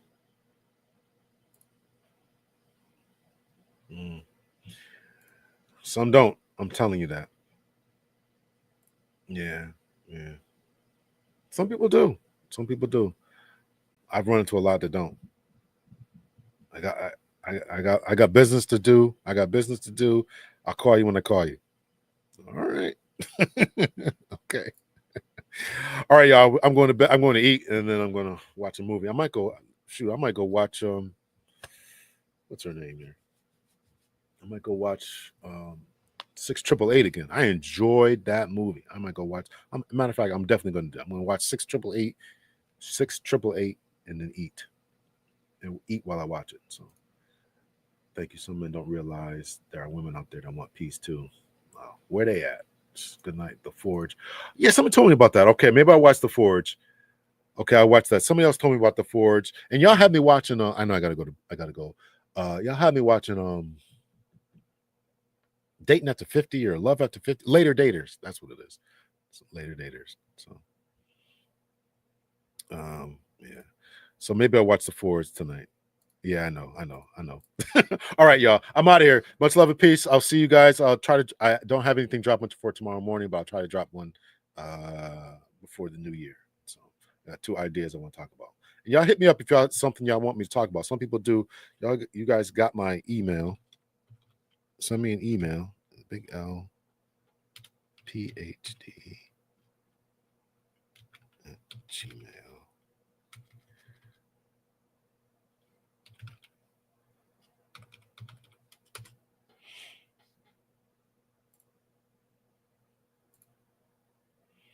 So yeah, if you guys got Later Daters. I'm still kind of watching Later Daters. Citadel was good too. Okay, I don't know what that one's about. Listen, I'm gonna get on y'all if these movies are bad. I'm telling you right. If I watch The Forge, it's not good. Y'all gonna hear from me. No good deed. With Tyler Perry, that one? Get out of here. Oh my God. See, now y'all. No Good Deed? Was that the Tyler Perry movie? Right? Was that a Tyler Perry movie?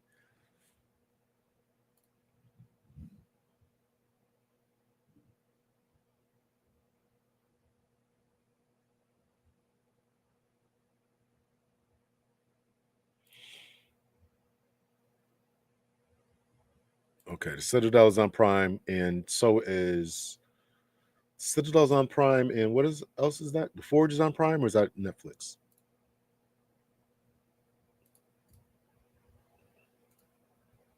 All right, I'm gonna watch one of them tonight. All right, Netflix. All right, so I'll watch. I'll try to watch The Forge. If it's not good, y'all gonna hear. I'm telling you, y'all gonna hear from me. Do not have me wasting my time with bad movies. Oh, okay. It's someone else on Netflix. Okay, all right. No Good Deed. All right, I'll check that one out. Let me write this down.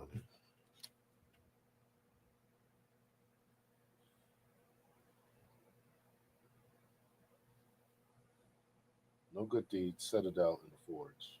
No Good Deed, Citadel, and The Forge. All right, y'all. Before y'all start yelling at me again, listen. I'm telling you, do not have me watching a bad movie. You will hear from me. Absolutely. All right, y'all. Take care. Much love and peace. I'll talk to you guys. I'm gonna go eat.